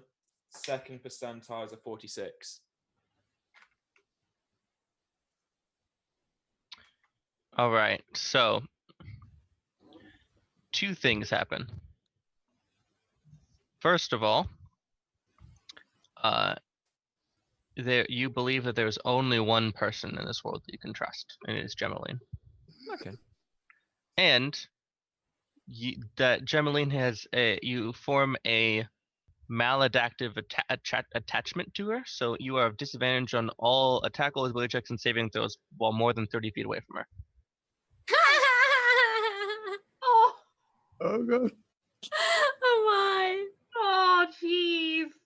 Seeing that, like, no, that happening, Shaw's just gonna instinctually like pull out 2 daggers and like walk towards Gemeline, like. I protect.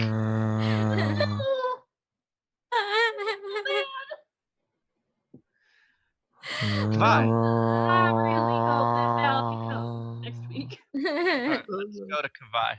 Right, okay. I got on intelligence, I got a 15. Sure, On wisdom, I got a 24. sure. On charisma, I got a natural 1, which I use inspiration to turn into a 28. Okay, roll me a percentile.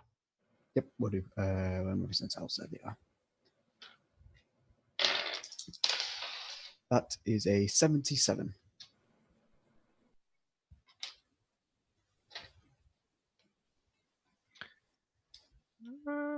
Okay.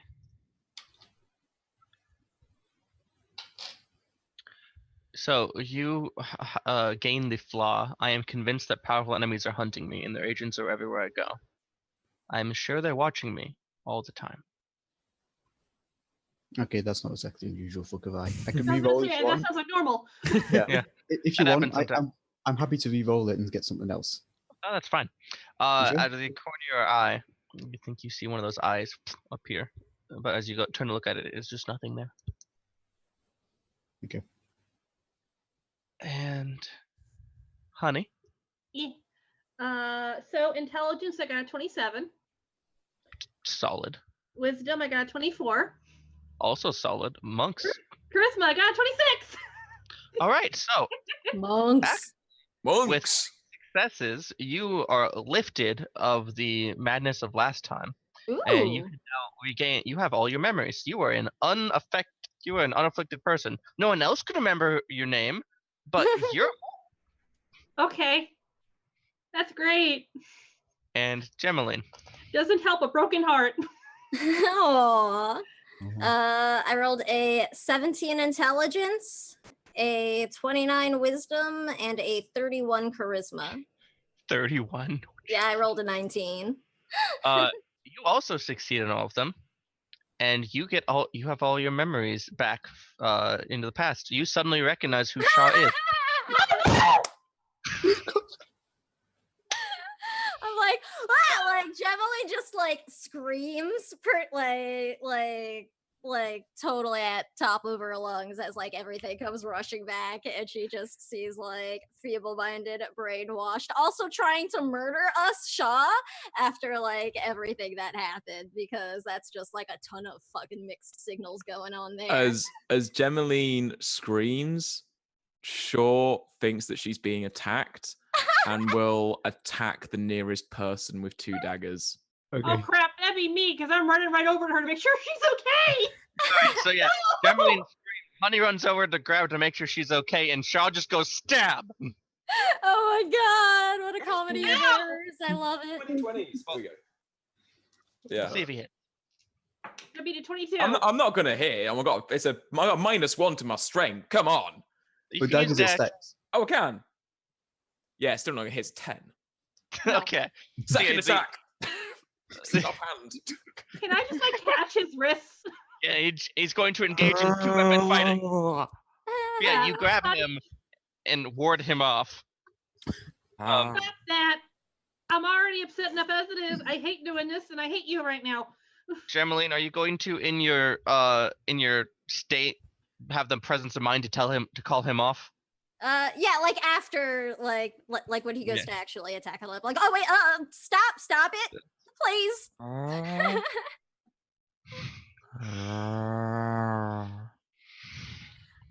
You find yourselves amidst this chaos at the bottom of the staircase. There's a door emblazoned with the symbol of the Shadowdusk family. Ah, fuck these guys. It is Yeah, upside fuck the down girls. against a field of purple with 3 embers and upside down torch.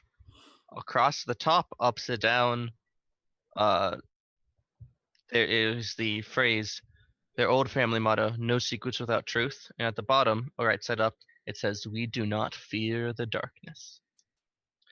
And amidst all of this chaos and this screaming, the door opens to pitch blackness, and you hear a lilting female laughter. Yep. And that's where we're gonna cut the session for today. That was amazing. Wow. Tim, thank you for joining us. This has No been problem. delightful. Yes, No Tim. problem. Okay. We Oh will fix my Shaw, I God. promise.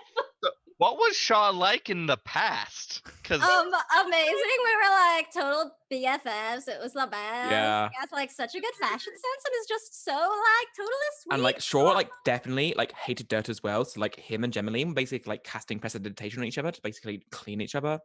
And was like that was how we first met, was Yeah. just like, prestidigitating each other. Yeah, Yeah. he was very nice and very friendly, and was just like, I'm never gonna forget. He cast dancing lights, and he was like, "This is how I feel inside." Like I never. Oh, gonna that's right. Yeah. And I think just like this Honey almost like totally, because she was like, doe-eyed, man.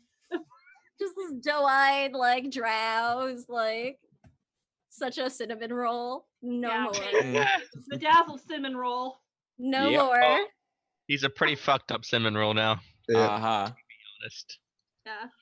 Yep. He still has a face and a head in his I bag. mean, to be fair, I do have remove curse. This is remove curse doesn't do feeble mind. You need greater resto. Yeah. Which- well, No, but like it was working on our own mental stuff earlier. Yes, it works on other things. And remove curse actually does create throb. Yeah, it does that part. Although personally, I'd let her end it just as an action because it's hers. Oh yeah. Anyway, That makes sense. you've descended into the most otherworldly level of the Shadowdusk Hold.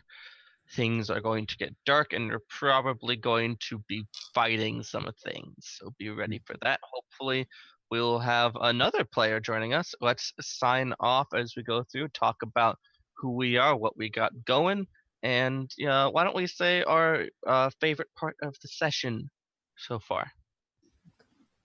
Why don't we start with the overlay, but reverse order? So I'm going to throw Tim under the bus first. Fra! Hey. Hello. Are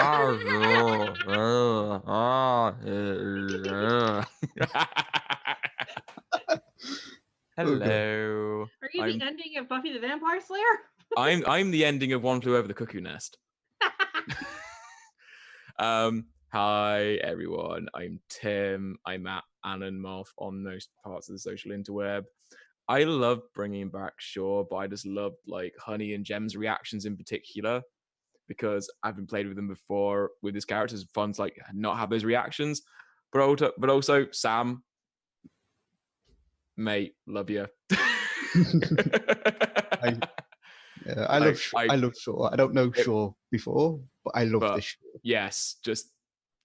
So just so everyone knew, Nat messaged me and basically said, and I quote, is this okay for me to quote, Nat? Yeah, go ahead. All right. Basically, it was like, hey, basic concept. You got one session. I want you to strike terror into their souls and break their hearts. What do you think we can do? You broke Honey's heart. That sounds about right. So I think in that case, mission accomplished. Yeah, file this one under victory. So yeah, I really love doing role plays and role playing, and I think definitely got that. They scratched that itch massively tonight. So thank you.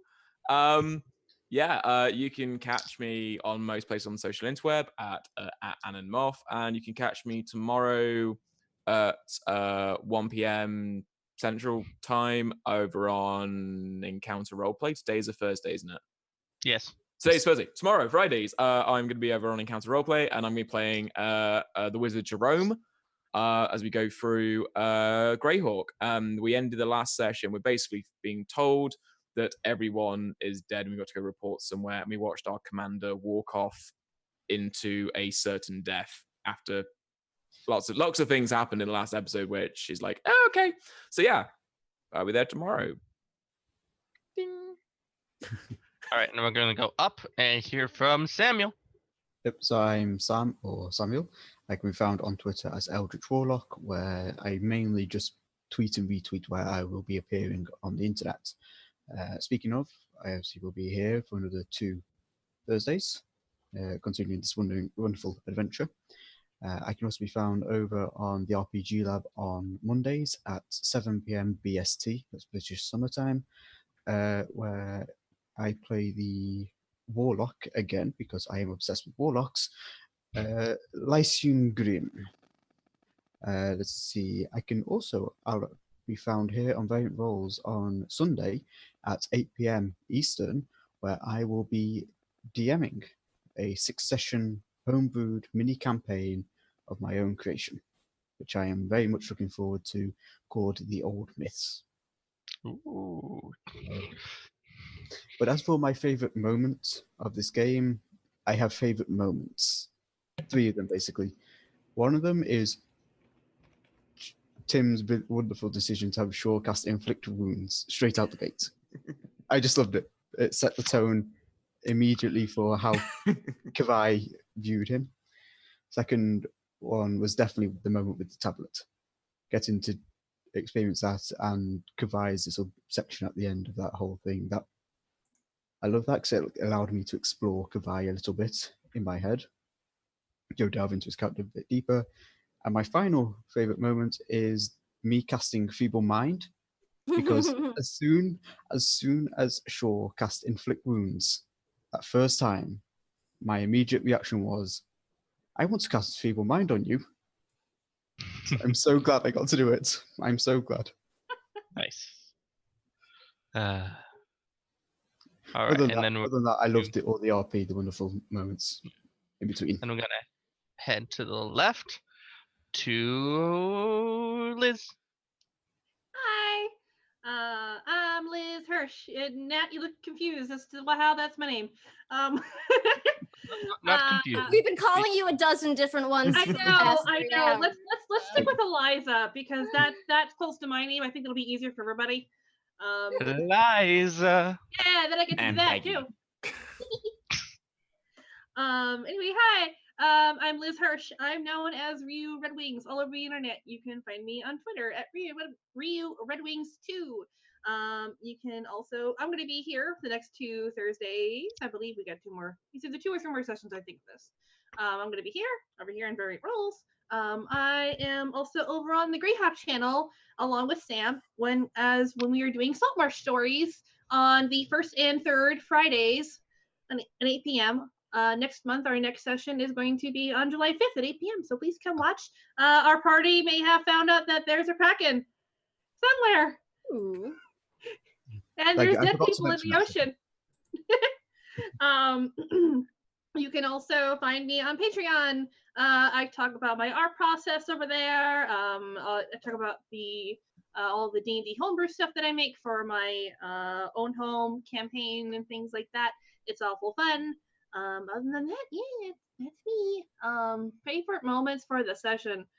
Shoot, man. so much happened. So much happened. And yes, Honey's heart is shattered. Just letting you know. Yeah, honestly, I think that whole like dream sequence of going through people's psyches was really cool. I really liked that. I have to be very selfish and say that I also really enjoyed exploring Honey's past more because like she is like an actual like built fleshed out character. She's got backstory and everything. So like the last 2 sessions I've been able to slowly show off those layers and it's been very fun. Sad, but fun. I mean, that's part of why we play characters. When you detail a character, it's because you want to explore them, right? Who they are, see them grow, maybe. And also, that's a aspect of horror and those kind of genres is introspection about the characters themselves, see where they're broken. So it makes a lot of sense. Yeah. But yeah, I would say that whole going through everyone's psyche and finding out how they've grown up or seeing different parts of their personalities or their dreams put into physical form was really neat. Also, thank you for giving Honey the opportunity to punch her old master because I'm pretty sure she's wanted to do that for years. You're welcome. And it's therapy. Just go to Undermountain. Yes, this place is great for people who need therapy. Yeah. Definitely a good idea. Going Far down to Realm Sam. is the place to go. Sam. Sorry. Fine. Hey everyone. I am Sam at Samwise_GameG on Twitch and Twitter. You can find me streaming fantasy games on my own channel. I play D&D on Encounter Roleplay on Mondays and Thursdays. On Mondays, you can see both Nat and I kicking some butt in Ravnica. It's a good time. And on Wednesdays, I play with the Chromatic Chimera. And Saturdays, starting next Saturday, I'm going to be in Heroes Without Limits, which is a 5e game that's run and played entirely by folks with various disabilities, and our characters will reflect our conditions, and I'm super excited about that. And also on Thursday, actually, is going to be my stream GM debut. I'm running a honey heist over on Encounter Roleplay Thursday the 20th from 2 to 5 p.m. Eastern. So if you're around, check that out. It's a honey heist set in the world of Conan the Barbarian. Oh God, I got it. I just got it. Sam. I love You all take 5d6 psychic damage. People mind, come take me. Oh my goodness. So I'm really excited about that. Oh man, I really enjoyed this entire session so much.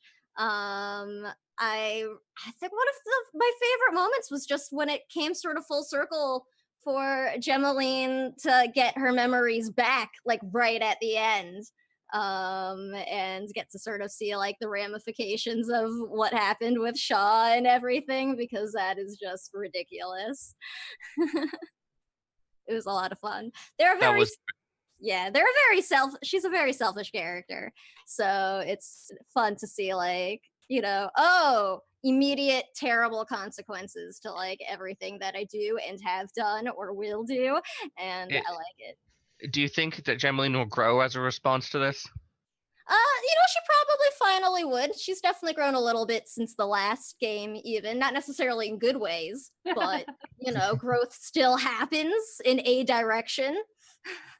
Run from it, shelter, hide, growth still Well, comes. yeah. I mean, like, she used to want to be a wizard, and now she's like, whatever, wizards are nerds. All right.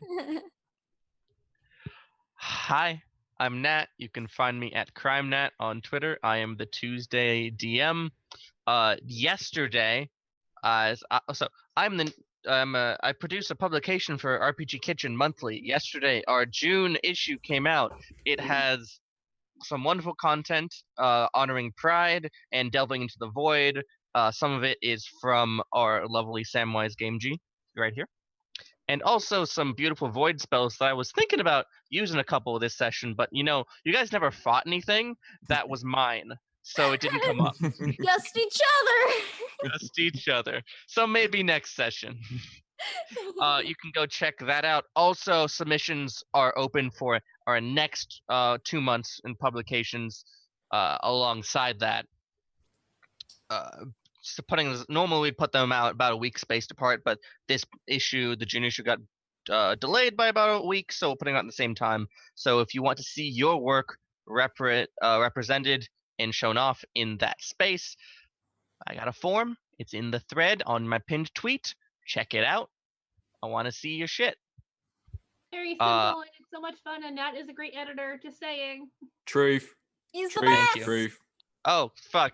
Tim also has content in the newsletter, and I'm just the worst. Can I be the best and the worst at the same time? Yes. Feeble mind. Anyway, gonna shout out Dan Gaston, who runs Variant Roles and is running tech for us right now. He's the best because everyone gets to be the best when you're all excellent. And also just check out Variant Roles. They got a Patreon. They're cool. We're gonna go raiding Web DM after this. Stick around if you want. Anyone got anything else to say?